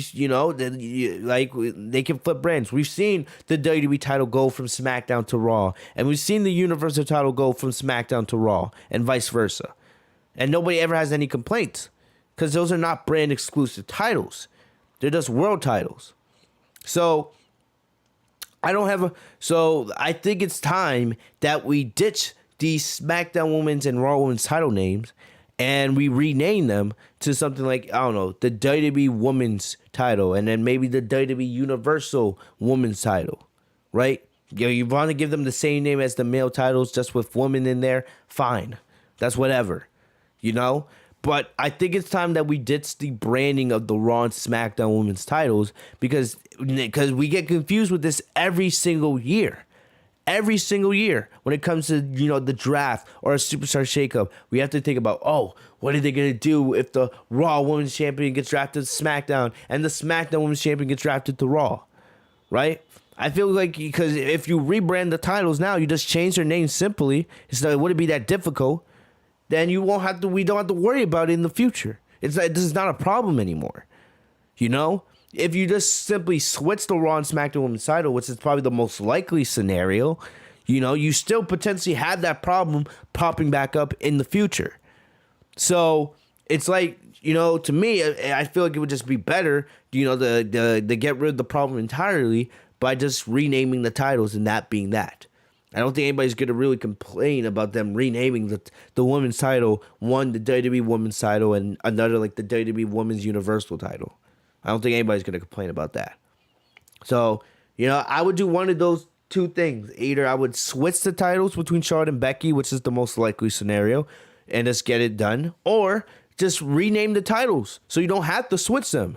Just rename the titles and then just have it just stay like that going forward in the future. You know? I don't really want to see a unification match with Becky and Charlotte. I'm not interested in seeing either of those two women holding two belts. I'm not interested in seeing Becky two belts again. I'm definitely not interested in seeing Charlotte with double belts. Right? You know? So, and I just don't see WWE even doing it. I don't see WWE doing a unification match. Okay? So, if they do that route, we'll deal with it when the time comes. But for right now, we don't know. Hopefully, we'll have some kind of resolution to this on SmackDown. Hopefully, we'll have a resolution to this whole situation. But, either switch the titles or rename the titles. Renaming the titles is probably the best overall situation or overall solution. But the most likely solution is them just having Becky and Charlotte switch the titles. Okay? So, like I said, we need to figure out that situation first before seeing where Sasha goes. Right? But we have Survivor Series coming up. Most likely, we're going to have Becky versus Charlotte again, which I'm not hyped for. You guys know I am so sick of Becky versus Charlotte. I have no interest in that. No interest whatsoever. But, that's most likely what's going to happen. So, if Sasha was to feud with Charlotte over a women's championship on SmackDown, it probably wouldn't even be till after Survivor Series for the most part. Right? They would probably have Sasha be the captain of Team SmackDown if they do the 5v5 women's match that they usually do every year. So then, Sasha versus Charlotte is probably the most likely option. Or a lot of people want to see Sasha with the Rumble. I want to see Sasha with the Rumble. Personally, I would not do Sasha and Charlotte right away on SmackDown. I would have Sasha be babyface, of course, but I would have Sasha with the Rumble. I feel like that's the route you should take. Have Sasha win the Rumble and save Sasha and Charlotte for WrestleMania. Make a great story, right? Do this big story, with Sasha and Charlotte. And then have Sasha and Charlotte have a barn burner at WrestleMania. And that's where Sasha gets her first WrestleMania victory and then becomes the new women's champion. That's what I would do personally.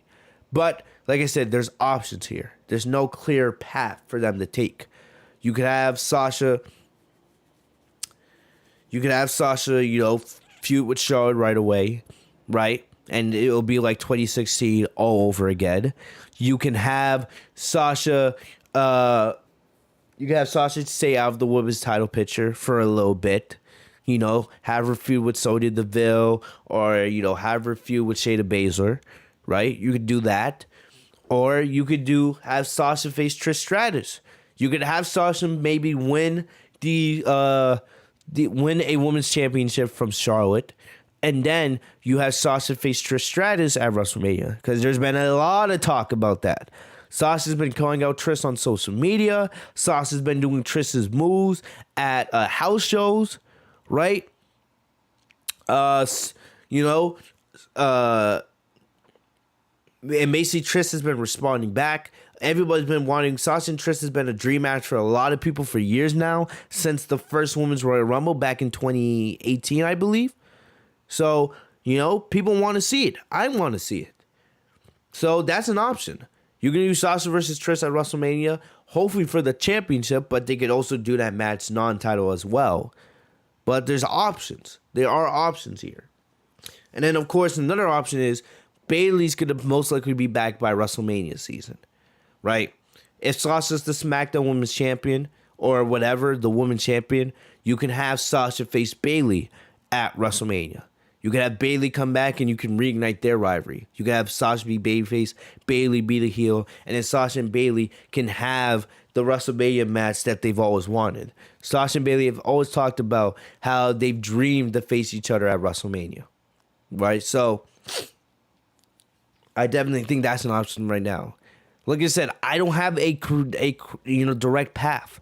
If it was up to me, I think I would most likely go with Sasha winning the Royal Rumble and then facing, most likely Charlotte at WrestleMania. That's probably the route I would go. But there's options. There's options here. You can have Bayley. You can have Trish. You can have Charlotte, of course. You can have somebody else for whoever for all we know. Right? I don't know. Maybe Raquel Gonzalez loses the NXT title and then she challenges Sasha. There's options here, which is a good thing. There's not just one path that they have to follow. The only thing that matters to me at the end of the way, no matter what direction they go, no matter if it's the direction with Trish, Bayley, Charlotte, or somebody else, as long as Sasha ends up winning at WrestleMania, that's all that matters to me. Preferably, I would want Sasha to win a women's title at WrestleMania. But as long as Sasha wins at WrestleMania, that's the way it should be. Simple as that. Simple as that. So I know a lot of people are mad that Sasha didn't win tonight at Crown Jewel, but I'm more focused on WrestleMania. That's where my eyes are, right? Because WrestleMania season starts and we're only about 2-3 months away already. We're about 2 and 3 months away from WrestleMania season getting underway. So, I'm focusing on the Royal Rumble and WrestleMania for right now and seeing where they go with Sasha. And I feel like, we will look back at Crown Jewel and then we'll be like, Sasha lost at Crown Jewel, but it's, she got a bigger moment at the end of the day, which is all that matters to me. All right? So let me look in the chat. I know a lot of you guys are talking. I know a lot of you guys are probably messaging. And look at that, of course. Of course, look at that. Look at that, man. Anytime we talk about Sasha, the chat gets absolutely crazy. We have so many playbacks tonight, too. Holy moly, you guys are awesome.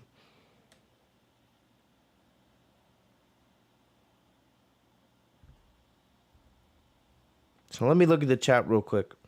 We have a lot. I missed a lot. All right, so I'm going to start up here, right? Dog says, I saw a clip yesterday, and like I said, super chats are open. I don't tell you guys to donate, right? You guys, that's your choice. But the super chats are open, just so you guys know. But Dog says, I saw a clip yesterday where Sasha says she hopes to wrestle Becky Lynch for the rest of her life. She's one of her favorites to wrestle. What do you think? I'll say this: outside of Bayley, Sasha and Becky's chemistry is unmatched. I would say Asuka's a close third, and then Charlotte's fourth.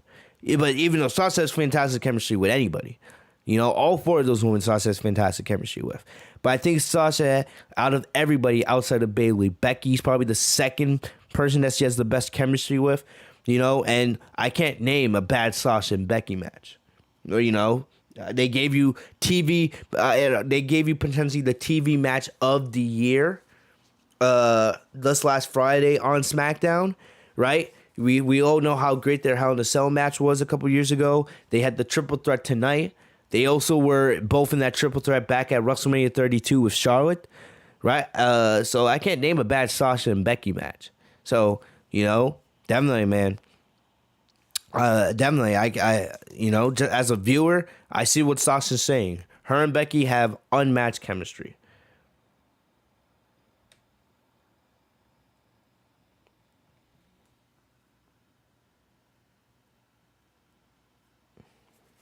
Man, you guys say so much when it comes to Sasha, bro. The chat's so active whenever I talk about her, since this is a Sasha channel. So,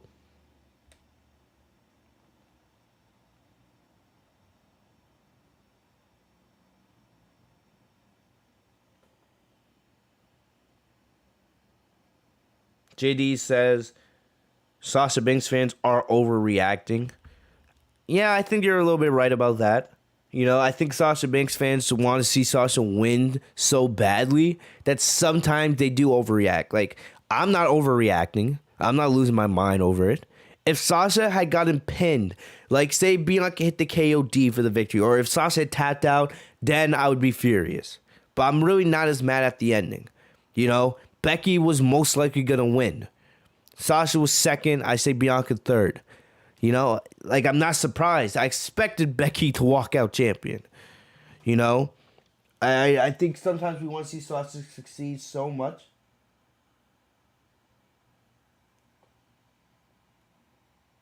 Hold up, I just got I got a text.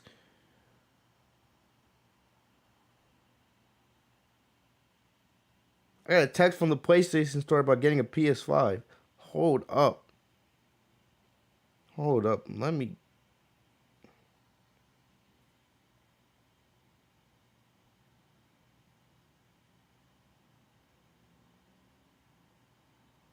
This better sign me in.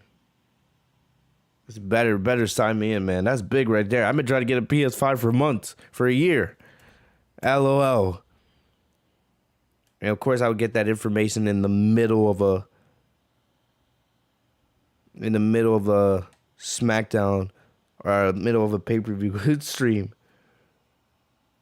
Sign me in. I know you guys are probably gonna get. You guys are probably like, man, Fitz, pay attention to the stream, bro. Give me a sec, man. This is big stuff. Trying to get a freaking PS5, bro.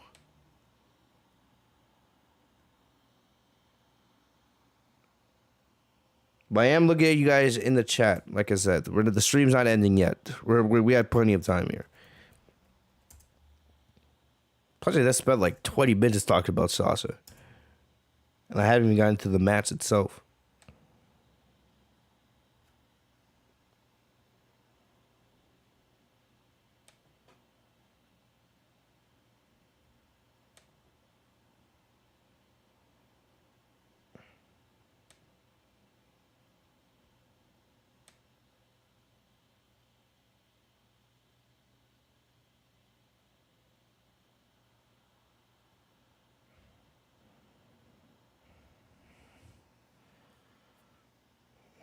Ah, okay. Let's go. I'm hyped. Exclusive invitation to order a PS5. Let's go. That's hype. All right, man. Woo. That got me hyped. Anyway, let's get back into Sasha Banks. All right. That's exciting.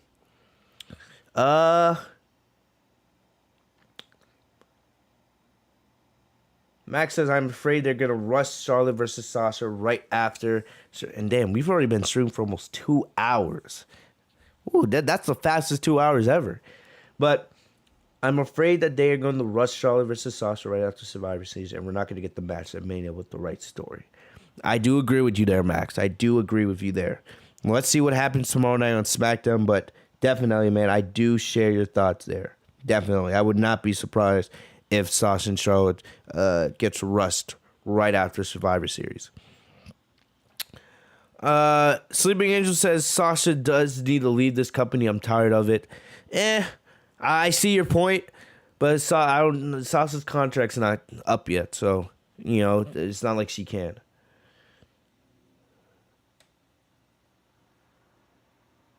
I like what JD's mentioned, like the revenge tour story. I do like that a lot. Yep, and JD is right. He says if she had gotten the title right away, folks would just want her to lose again at WrestleMania 38, which is 100% correct.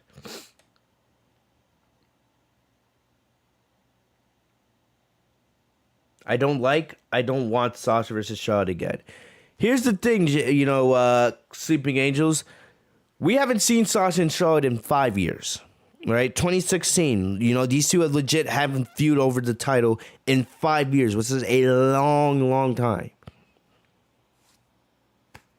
I can't sit here and then just ignore that.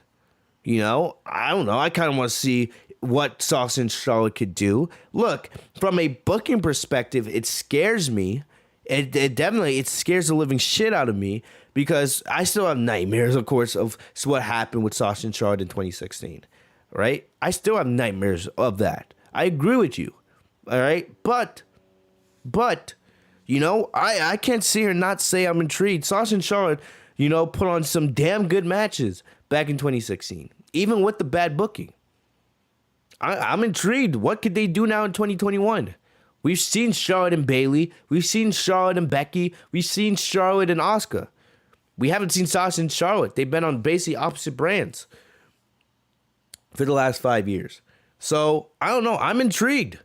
I want to see what Sasha and Charlotte can do in the ring together. And hopefully, this time Sasha would be the one to come up on top. And they would be, rewrite history and fix the bad booking from all those years ago. I do, but, I'm not going to sit here and say I'm not intrigued.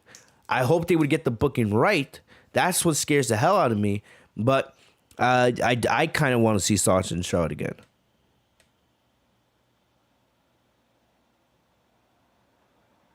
Sasha will be fine. Sleeping Angels, Sasha's not buried. Come on, I like Sleeping Angels. You've been subscribed to this channel for a long time. Sasha is not buried. Whoa. Chill, bro. Sasha is nowhere close to buried. Chill, my dude. I think you're overreacting just a little bit. I can understand you can be unhappy all you want about it, all right? That's fine, all right? But saying Sasha's buried? No. Sasha's not buried, all right? Let's not do that. Let's not overreact to that extent. Stop. Chill for a sec. Chill.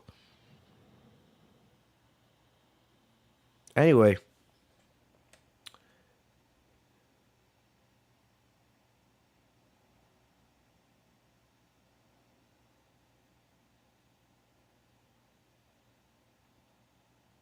Yeah, Becky cheated. Becky cheated using the ropes. Are you guys forgetting that? He did a heel maneuver using the ropes to get extra leverage because it would make it tougher for Sasha to kick out. That's not buried at all.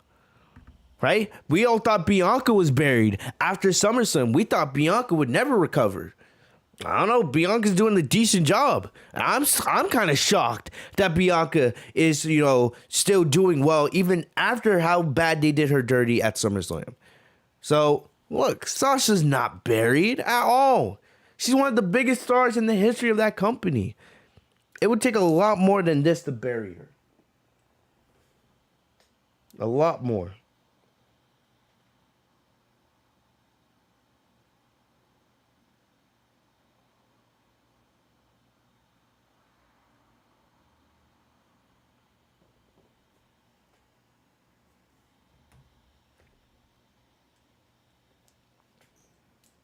All right, we got someone speaking Spanish. I don't speak Spanish. At Sleeping Angels, yes, you are overreacting. I understand. I love Sasha just as much as you, but I do think you are overreacting just a little bit, bro. Just a little bit.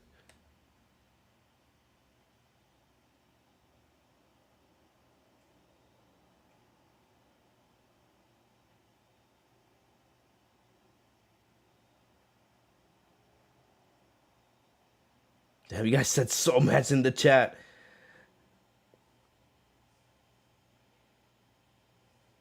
I agree with you, Sleeping Angels. I see what you're talking about. Yes, of course, you have every reason not to trust WWE's booking. You have every reason not to trust WWE's booking. But, still, I think Sasha will be fine in the long run.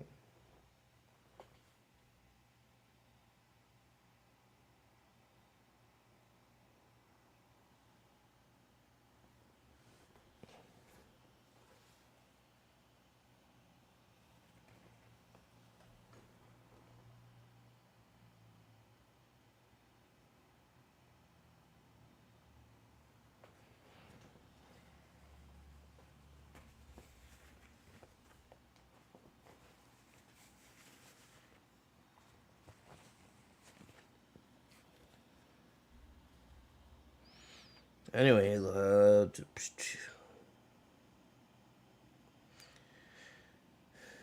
JD says she wants to face Charlotte or Bayley at Mania and Trish. If they want to go with Trish, I would treat Sasha as The Rock back in 2002 when he beat Hogan, but I preferred the Rumble and then the title. I would go with the title first. If anything, I would rather you save Trish for SummerSlam next year. I would rather you have Sasha win the title against Charlotte or Bayley, whatever, right? I would rather you have Sasha win the title at WrestleMania and then go on to face Trish at SummerSlam. I would rather you do that. If it's up to me, I would rather have Sasha win the title at SummerSlam over doing the Trish match at WrestleMania. Or no, I'm sorry, I messed up. I would rather have Sasha win the title at WrestleMania and then go on to, face Trish at SummerSlam rather than doing the Trish match at Mania. But that either way, I still just want to see Sasha win a match at WrestleMania. That's all.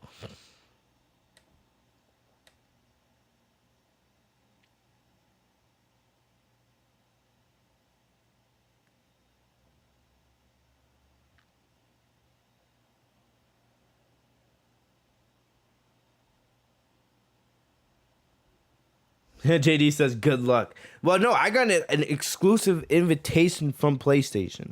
Like, I remember putting in an email, and then, so there's going to be I know, there's a bunch of PS5s actually going on sale tomorrow at, GameStops around the area, but I don't want to camp out. I'm worried. I need sleep, I don't want to go camping out, stay up in the cold all night just to try to get a PS5. I could easily do it, but I don't want to do it. So... and if I don't get it, it's whatever. But I'd rather just take my chances, Yeah.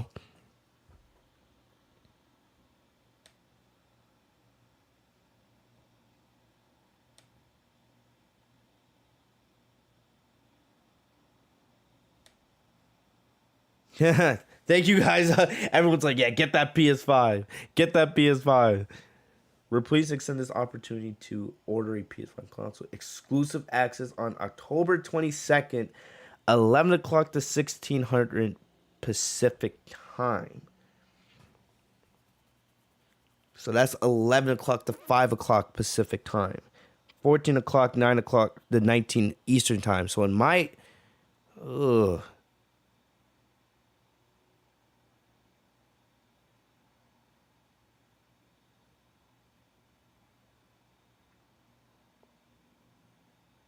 And you get a unique link, huh? As long as the site doesn't shut down when I'm trying to order it.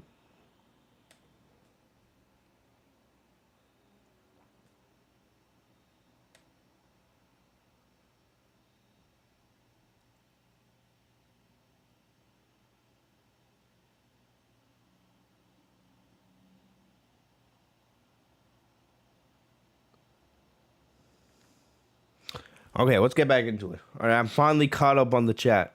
You guys put so much, man.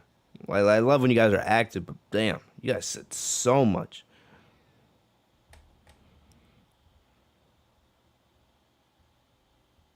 I love when the chat's active, though. Anyway.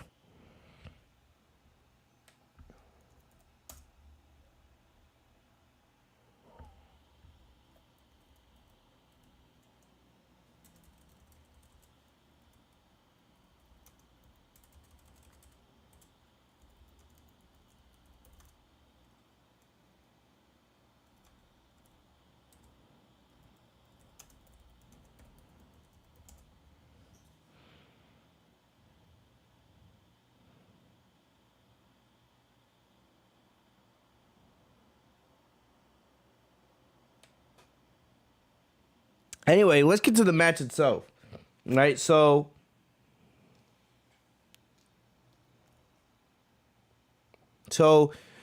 this match was great. This was another great triple threat match on a long list of great triple threat matches that WWE has had. WWE, if there's one thing that they've done right this year, is triple threat matches. We've had Edge and Bryan and Roman at Mania. We've had Drew versus Braun versus Lashley, I think at WrestleMania Backlash. We've had, Sasha. This match was Sasha, Becky, and Bianca. I know I'm forgetting a couple more, but WWE has done a great job with the triple threat. Charlotte, Asuka and Rhea Ripley. Charlotte, Rhea Ripley, and Nikki ASH.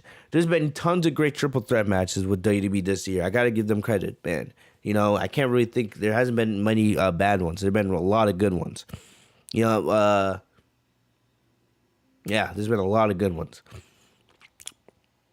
But this was great. This match was fantastic, right? Like I said, Sasha gets to add another great match to her endless match catalog that gets fatter and fatter by the day because she's so great at what she does. So basically, Bianca really looked great in this match too. She had the power advantage, while Sasha and Becky more had the speed and wrestling advantage, right? The grappling advantage. But Bianca's power is what kept her in this fight. There was a point where Bianca had Sasha over her head for the press, and then she did one hand. But the thing about it is, I want you guys to realize when you have something like that, is as impressive as that is, you also have to realize that's a lot of Sasha helping, making that look good. Because Sasha's holding herself upright. Sasha's holding herself upright in that position. And if she doesn't, man, then, it becomes a lot more crazy. Sasha's holding herself upright, plus her abs, of course. That's why you do ab workout, because it gives you balance. So you got to give Sasha credit for helping Bianca with that one arm spot, which was great. One of the best spots in the match. So Lynch then went after Sasha, but Sasha saw her coming. Sasha and Becky had great chemistry throughout this match. Doing different pin combinations on one another. So Sasha had a nice-looking running Meteora on both women. Lynch sent Sasha into the EST with a monkey flip, but then Sasha turned into a Hurricane Rana and sent Belair right back into Lynch. So these two just trading, or these three women just trading punches back and forth, move after move after move. Becky hit a missile drop kick. She tried to cover both women. She, tried to pull the Roman Reigns, but they both kicked out. Becky hit a nice bulldog that went into another 2 count. Right, Sasha and Bianca both worked together because Becky went off the top rope trying to hit a double leg drop, but they threw her into the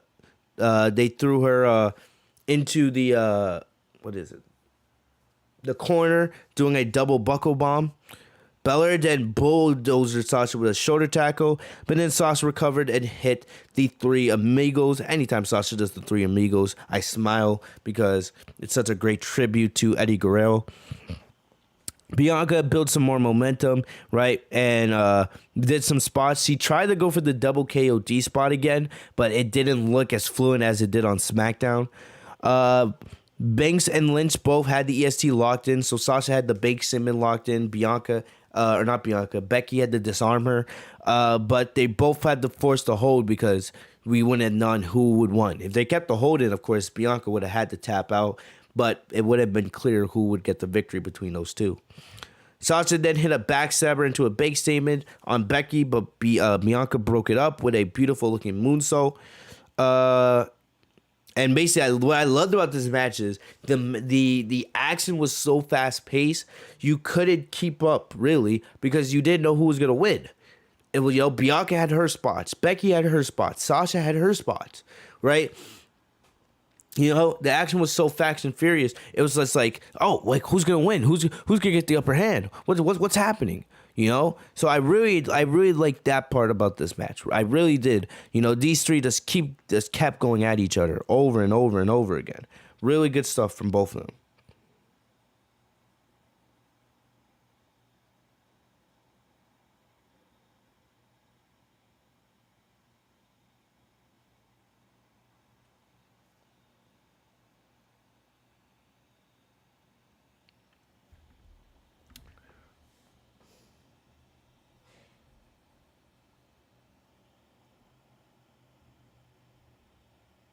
Oh shoot! I got paid by YouTube today. I just got the notification. Hey, that's what's up right there. I just got my YouTube check. Let's go. That's hype. That's hype. I'm looking at my bank account. I'm just like, what? What? Like, oh yeah, give me that. But then, but yeah, they kept trading blows left and right. And then eventually, Becky was able to get both Sasha and Bianca in the disarm at the same time, and I got scared for a sec. I was like, "Don't do that, please don't." I would have came on here pissed if Becky had won with the double disarm her, if they had done the Roman Reigns, right? Having Becky and Sasha both tap at the same time. If they had done that, Bianca would be finished, like would be done, and I would be pissed for Sasha. I'd be pissed. So I'm happy that that they didn't do that. But both Sasha and both Sasha and Bianca powered out of the hold. But at the end here, right? Bianca hit the KOD on Becky, right? So Bianca was finally about to get her revenge, but then right at that moment, Sasha tried pulling Bianca out of the ring, but Bianca wouldn't let her, right? But finally, when Sasha was able to get Bianca off her, Sasha went in and then ran into the roll up, and then Becky grabbed the rope for extra leverage and got the 3 count. Like I said, guys, this was a great match. It was one of the best matches on the show. It was my favorite match on the show. You can argue with this against the Hell in a Cell match and the Biggie and Drew McIntyre match. You can really just take your pick on which was your favorite match of the night. But all 3 matches, in my opinion, were done beautifully. I enjoyed all 3 matches.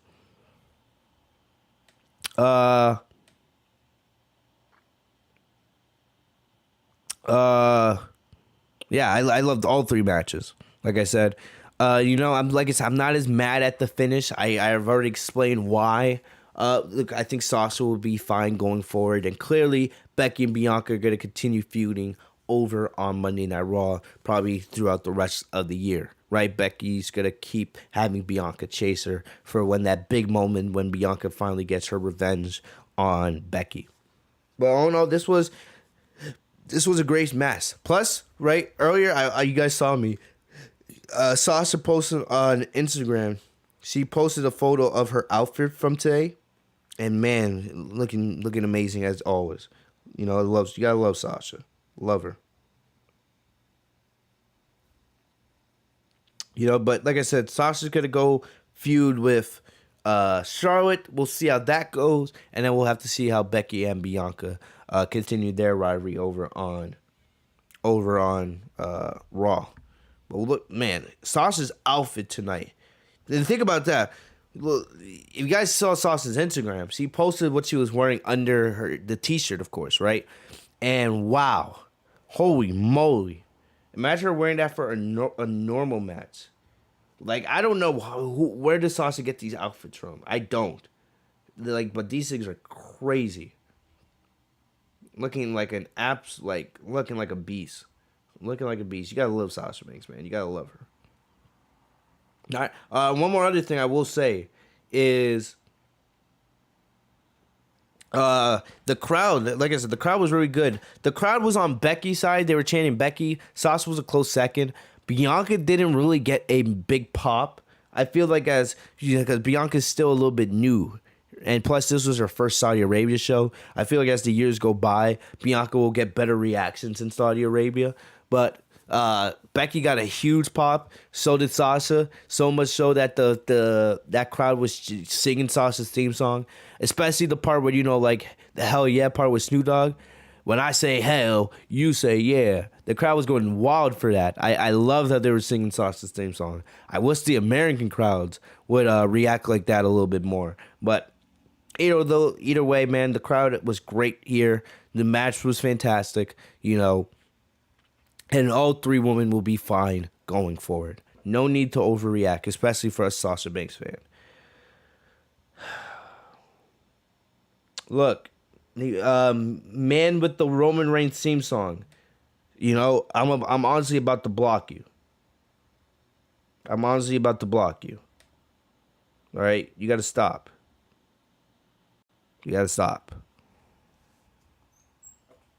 Dude spamming in the chat, asking for somebody to say his name. What's wrong with you? What? Are you weird? What are you doing? So I put him in timeout. So that's one of your warnings. If you want to continue with that nonsense, you can easily get banned. It's that simple. I have no problem banning you.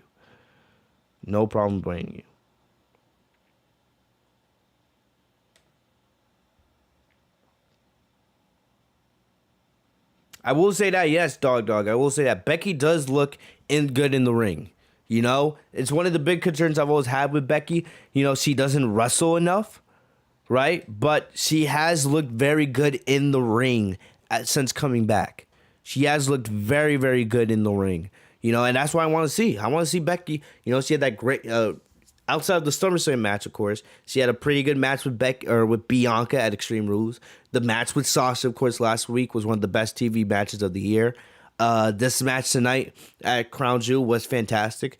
It's good to see now. Becky's getting back to what she's supposed to be, a last kicker.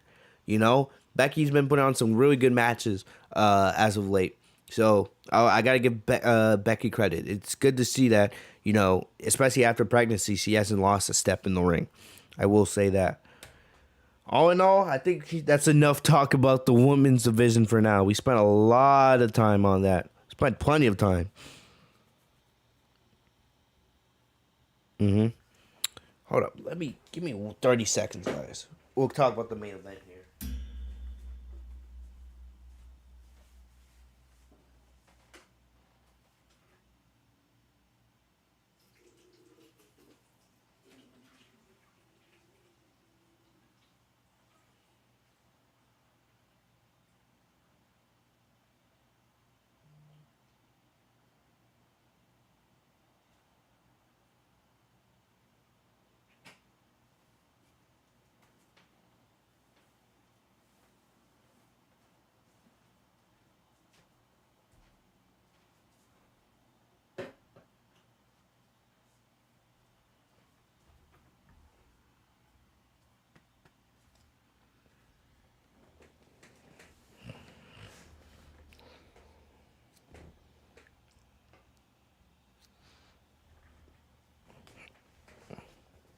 Casey says Xavier Woods would be a dope heel, not gonna lie.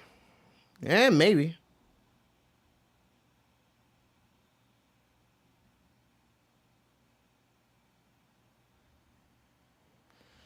You know what's crazy? This is just a quick little side topic, right? Everybody's going crazy over this what is it? NBA Top 75 thing. Everybody's going crazy over it. A lot of people going crazy over that, man. Yeah, a lot of unhappy people. You know, look, I know it's something they do every 25 years, but a lot of people getting snubbed off the top 75 list. Ugh. And the thing about it is, they're not going to do another one for another 25 years. And then from then, you think about how talented NBA players are now today. Imagine 25 years from now how difficult making an NBA 100 list is going to be. Oh, my gosh. Yeah, Klay Thompson tweeted how he feels like he's top 75. I think definitely for sure Klay Thompson's a top 75 player of all time. But damn.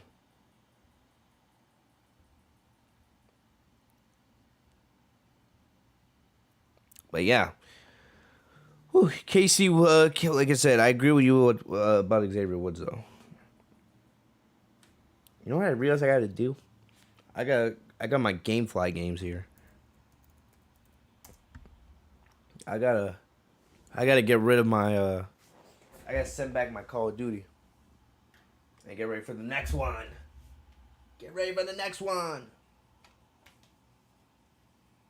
I don't know, I feel very relaxed on this stream tonight. You guys noticing that?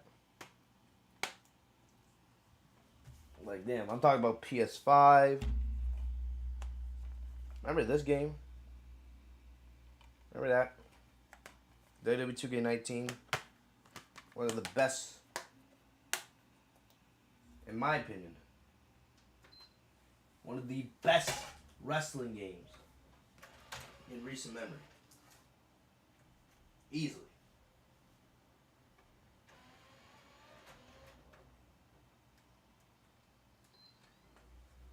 Anyway, let me get what the hell am I doing? But yeah, now I'm looking for my GameFly stuff so I can send back my Call of Duty.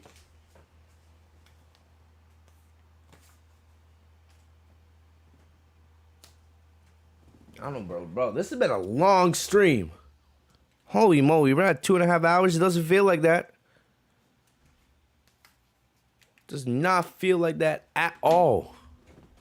Golly.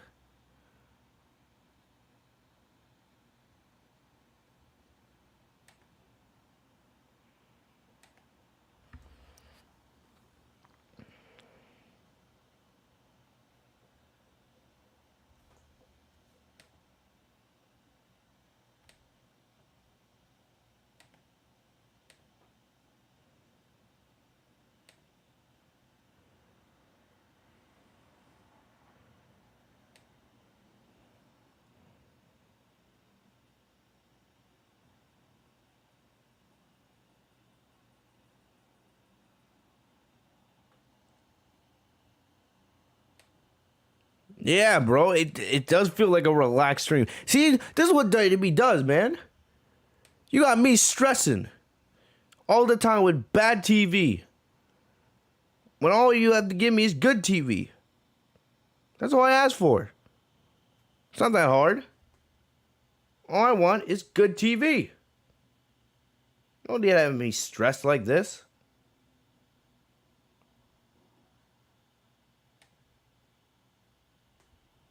Yeah, you're right. No reason for me to be stressed like this. I'm over here stressing for no reason.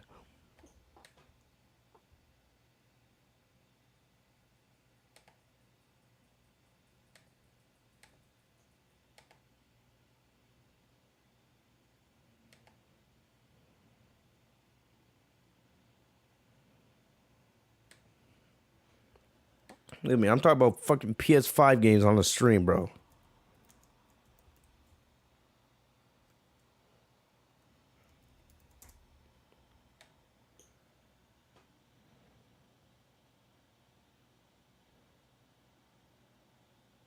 Casey. My Dragon Ball Super review is already up. Where have you been? That chapter came out yesterday. Come on, you slacking. You're slacking. You're slacking. Come on, bro. You're slacking. Anyway. Alright, let's get back into let's finish this, man. We've been streaming for a while, man. Shout out to everyone that's been here for most of the stream. You guys are it. You guys are what's up. So, yeah, so Roman Reigns versus Brock Lesnar for the Universal Championship, right?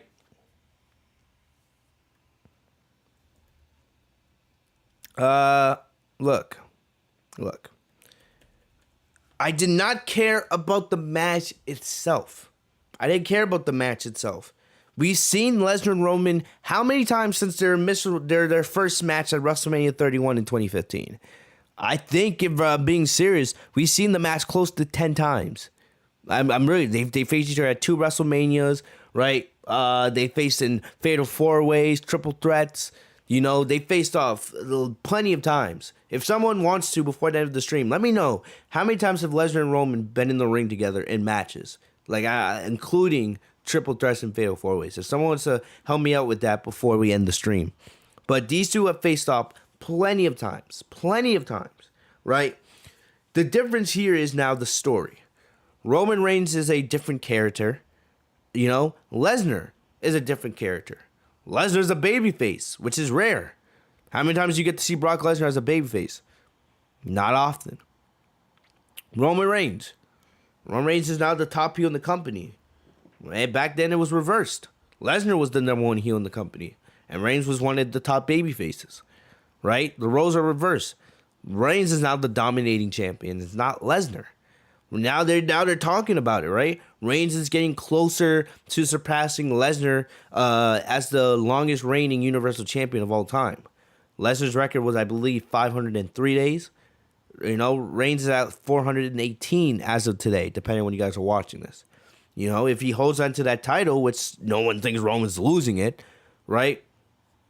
Roman will surpass that match around Royal Rumble time, early 2022. We know how great Roman is. We know how great Lesnar is. But I didn't care for the match here. I cared about the story.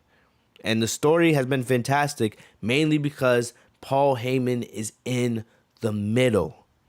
And the thing is, Paul Heyman had nothing to do with this match until the end. He stayed out of it. He didn't do anything. And still now, even after tonight, right? You still have questions like, who is Paul Heyman aligned with? Is he with Lesnar again? Is he still loyal to the tribal chief? You know, they've already set the stage for a rematch because we know WWE is considering to do Reigns and Lesnar again at WrestleMania if they can't get The Rock or if they don't do Drew. So they've already set the stage for a rematch whenever they want to do it. Right? The story here is what made this match great. It wasn't the match itself. Because if we're talking about the match itself, the match was not that special. It wasn't. You know, Lesnar just did his F5 and his suplexes. Roman did his spears and his Superman punches. And the thing about it is, I was kind of disappointed in Roman. You know, I was kind of disappointed in Roman because I felt like watching this match, I felt like this was the Roman Reigns we got back before he was the head of the table. Reigns didn't pull out any of his special moves. He tried the guillotine lock, but outside that, Roman just kept going for Superman punches and spears. It was the same thing that Roman used to do as a babyface. I was like, this is not the Roman Reigns that, you know, everyone loves now. This is the old Roman Reigns I couldn't stand, just without the vest. So, I didn't really like the match. It was more the story here. You know, if we're talking about the best matches of the show, that goes to Sasha, Becky, and Bianca, Drew and Biggie, and the Hell in a Cell match. This match was more about the story. The crowd did play a big factor. I will say that. The crowd played a huge role. They did a huge job, a tremendous job, you know, hyping this up. The whole match, they were on their feet. And think about that. After sitting in that arena for about, 4 or 5 hours, right? For them to have that energy for that match, you got to give them credit. You got to give them credit. The whole match, they were chanting, Suplex City, let's go Roman. Suplex City, let's go Roman. And they didn't stop for the most part. So it made that match and that environment feel electric. It was electrifying. It was very, very electrifying. But still, the match itself wasn't anything special. It was more about the story. So for the match itself, right, Lesnar hit the first suplex of the match after trading a couple blows, right? So Roman was able to knock Lesnar off the apron with a Superman punch before. I will say this, yes, Roman did a huge dive over the top rope, which looked beautiful. Beautiful. I don't remember if Roman did that move in the past on Lesnar, but Roman it looked like Roman was legit flying. He looked like Superman there for a sec. Roman diving over the top rope to take over Lesnar may have been my favorite spot of this match, you know, outside of the ending. But Roman did a great job jumping over the top rope. He drilled Lesnar with a spear, but only got a 2 count. Then Roman went for another spear, but Lesnar was able to take advantage. And he set Roman through, colliding with the middle turnbuckle. Then he did a couple more suplexes. Reigns countered an F5 with a guillotine and began to choke Lesnar out. But Lesnar broke free and hit an F5, but the ref was taken out in the process, right? He easily had the pin on Reigns because the crowd did the chant and Reigns was not kicking out. So if the ref hadn't got knocked down, Lesnar would have been the new Universal Champion. But there was nobody there, right? So Lesnar was pissed. Lesnar was like grunting. He's like, ah! Like he was pissed that there was no referee. He's like, what the fuck? You know, I had the match won. So I thought personally, at this moment, I thought Paul Heyman was going to take the referee shirt and then become the referee. Because at first, I originally wanted Paul Heyman to be the special guest referee for this match. You know, but, I was surprised that they didn't go down that route. I really thought Heyman was going to put on the referee shirt. But, in all the confusion, Reigns hit another spear on Lesnar. Both men were down, right? And then,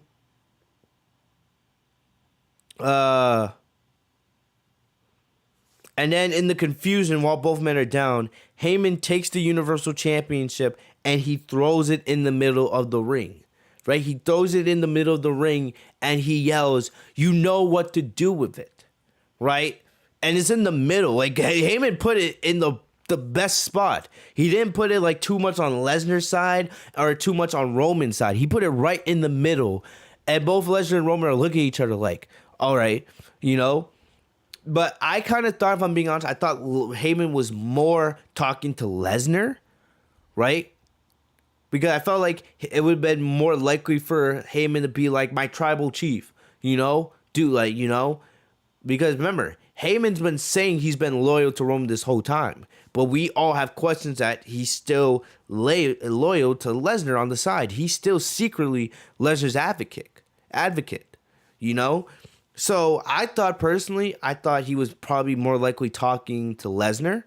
But, you know, we may never know the true answer, right? That's what made this so good. It's the story here that makes this good, not the match itself. Lesnar and Roman are not going to do anything that we haven't already seen these two do to each other. Not a spear through a table, not an F5 on a barricade. There's nothing that these two can do to each other that's going to make us go, wow. It's more the story that's driving this feud, not the match. But anyway, the Usos came down and they hit a double super kick on Lesnar, right? Of course, the Usos had to interfere. And then Lesnar got hit with the title belt by Reigns. By then, Reigns threw the belt out of the ring. The secondary ref got in there and then made the 3 count. So Reigns retains the Universal Championship. He ran up to the ramp with the Bloodline and Heyman. Heyman was in shock. Heyman was in complete shock. So, like I said, that's just more. It's like, to me, it's more evidence that Heyman was actually trying to talk to Lesnar, right? I personally think Heyman was trying to talk to Lesnar because of his shock. But either way, we may never have an answer to that question. We may never know. Either way, though, the story was great. It's the story that made this enjoyable. Plus the crowd booed Reigns out of the building because they really wanted Lesnar to win that match. Lesnar got up and he was pissed. So this signifies that this is not over between these two, right? There will be another match between these two down the line, right? I don't think Survivor Series is where it's going to happen because we're most likely going to get Roman versus Biggie. You know, I think most likely we'll either have Lesnar and Roman face off again, either at the Rumble or WrestleMania, if they don't go with Drew or Rock. You know, so there's, like I said, just like we talked about how there's options earlier for Sasha, you know, with the women's title scene, you have options here with Roman, right? You could go Brock, Drew, Rock, you know, you have options. The other thing is, I wouldn't have been surprised if Brock had won tonight, but it probably would have been the right decision. You know, you need to build somebody up to take that title from Roman. Not someone that's already beaten Roman for that title in the past. You know, I wouldn't have been surprised if Brock had won. But, you know, you need to build up somebody properly for that title, in my opinion. Who that is, I don't know. I don't know at this point. I don't know if it's Drew or if it should be somebody else, right? I really just don't know. But either way, man, it was a great match. It was a great, or not really the match, it was a great story that made the match better, you know? And clearly, Lesnar and Roman, they're not done. We'll see what happens, how long till Lesnar comes back after Roman. But all in all, the story is great. The confusion about whose side Heyman is on will continue. I'm willing to bet Roman will ask Heyman on SmackDown, you know, who were you throwing the title belt for, right? Who were you throwing that title belt for? And then Heyman will you know, plead and, you know, will say anything to say it's him. He'll say whatever. He'll say it's him, right? Heyman said, I was throwing the title belt at you, my tribal chief. But deep down, you know, you never know. And until we get the rematch, we'll just have questions. But either way, you know, great stuff with Roman and Brock. Great show all in all. Great show. What a great podcast today, man. Almost 3 hours. Dude, everyone's talking about this NBA 75 list. Holy shit. Everybody's talking about it. Now you got Dwight Howard calling it disrespectful. Dwight Howard saying it's disrespectful how he was not on the NBA 75th anniversary team. Jeez Louise. Everybody's talking about this thing now. That's what happens when the NBA, of all people, make a controversial list like that.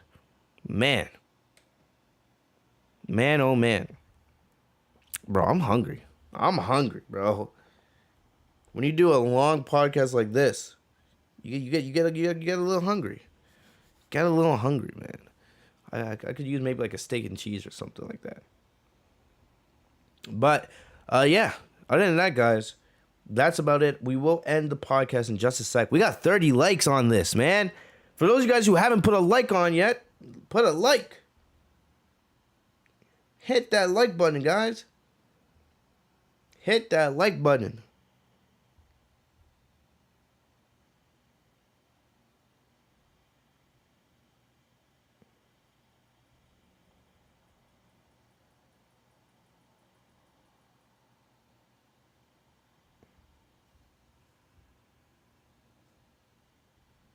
Hit that like button, guys, man. What are you guys waiting for? Hold on, I'm looking at something on my phone. Anyway, other than that, what a podcast, what a show. But all in all, this was a great Crown Jewel pay-per-view, right? This was probably one of WWE's best shows of the year. Maybe the best show WWE's put on all year. But, right, great job by WWE. Great job by WWE and all the staff and everybody. You know, they did a really good job on this show. I enjoyed Crown Jewel. I enjoyed Crown Jewel. Lots of great matches. And now they need to continue that momentum going into SmackDown tomorrow night. You know, they don't get a break. They don't get a break. You know, they go right back to work. They fly from Saudi Arabia over to SmackDown, wherever it is tomorrow night, and they get right back to work. The first WWE show now with the draft fully in place. So we'll see Drew McIntyre and probably Jeff Hardy and Charlotte and all these other new names on their new show. So it's definitely going to be a big SmackDown, right? The build to Survivor Series starts, right? We get right going on the build for Survivor Series. One of the big 5 pay-per-views in my opinion. So definitely it's, you know, a lot to look forward to, a lot to be excited about. You know, the fall of the Crown Jewel, the WWE draft with all the new superstars finally goes into place. And then, you know, the build to Survivor Series. So a lot of stuff happening. But other than that, man, I'll be here this weekend covering SmackDown. I don't know when, but we will cover it, of course, here on the podcast and the channel. But I want to say thank you to you guys, man. You know, thank you guys for the love and support. But for all the new listeners, for everybody here, I know we had a bunch of new people here in the chat tonight. Make sure to leave a like on this video if you guys are new so we can push this out to other people who don't know about this podcast so we can educate them about wrestling. Subscribe if you guys are new to the channel by hitting the bell next to my name, Fitzmonk TV, and the big red button so you guys are notified every time I post a new video. I do anime on here, I do wrestling, I do a lot of different things. So definitely there's something here on this channel for everyone. So definitely subscribe if you guys are new. But guys, thank you for all of the love and support. Thank you guys. This was an awesome stream. No matter if you guys were here for the stream or watching on demand, thank you guys for all of the support. You guys are awesome. I'm going to get out of here, but I will see you guys this weekend, man. You guys are great. Stay safe and healthy, y'all. Peace.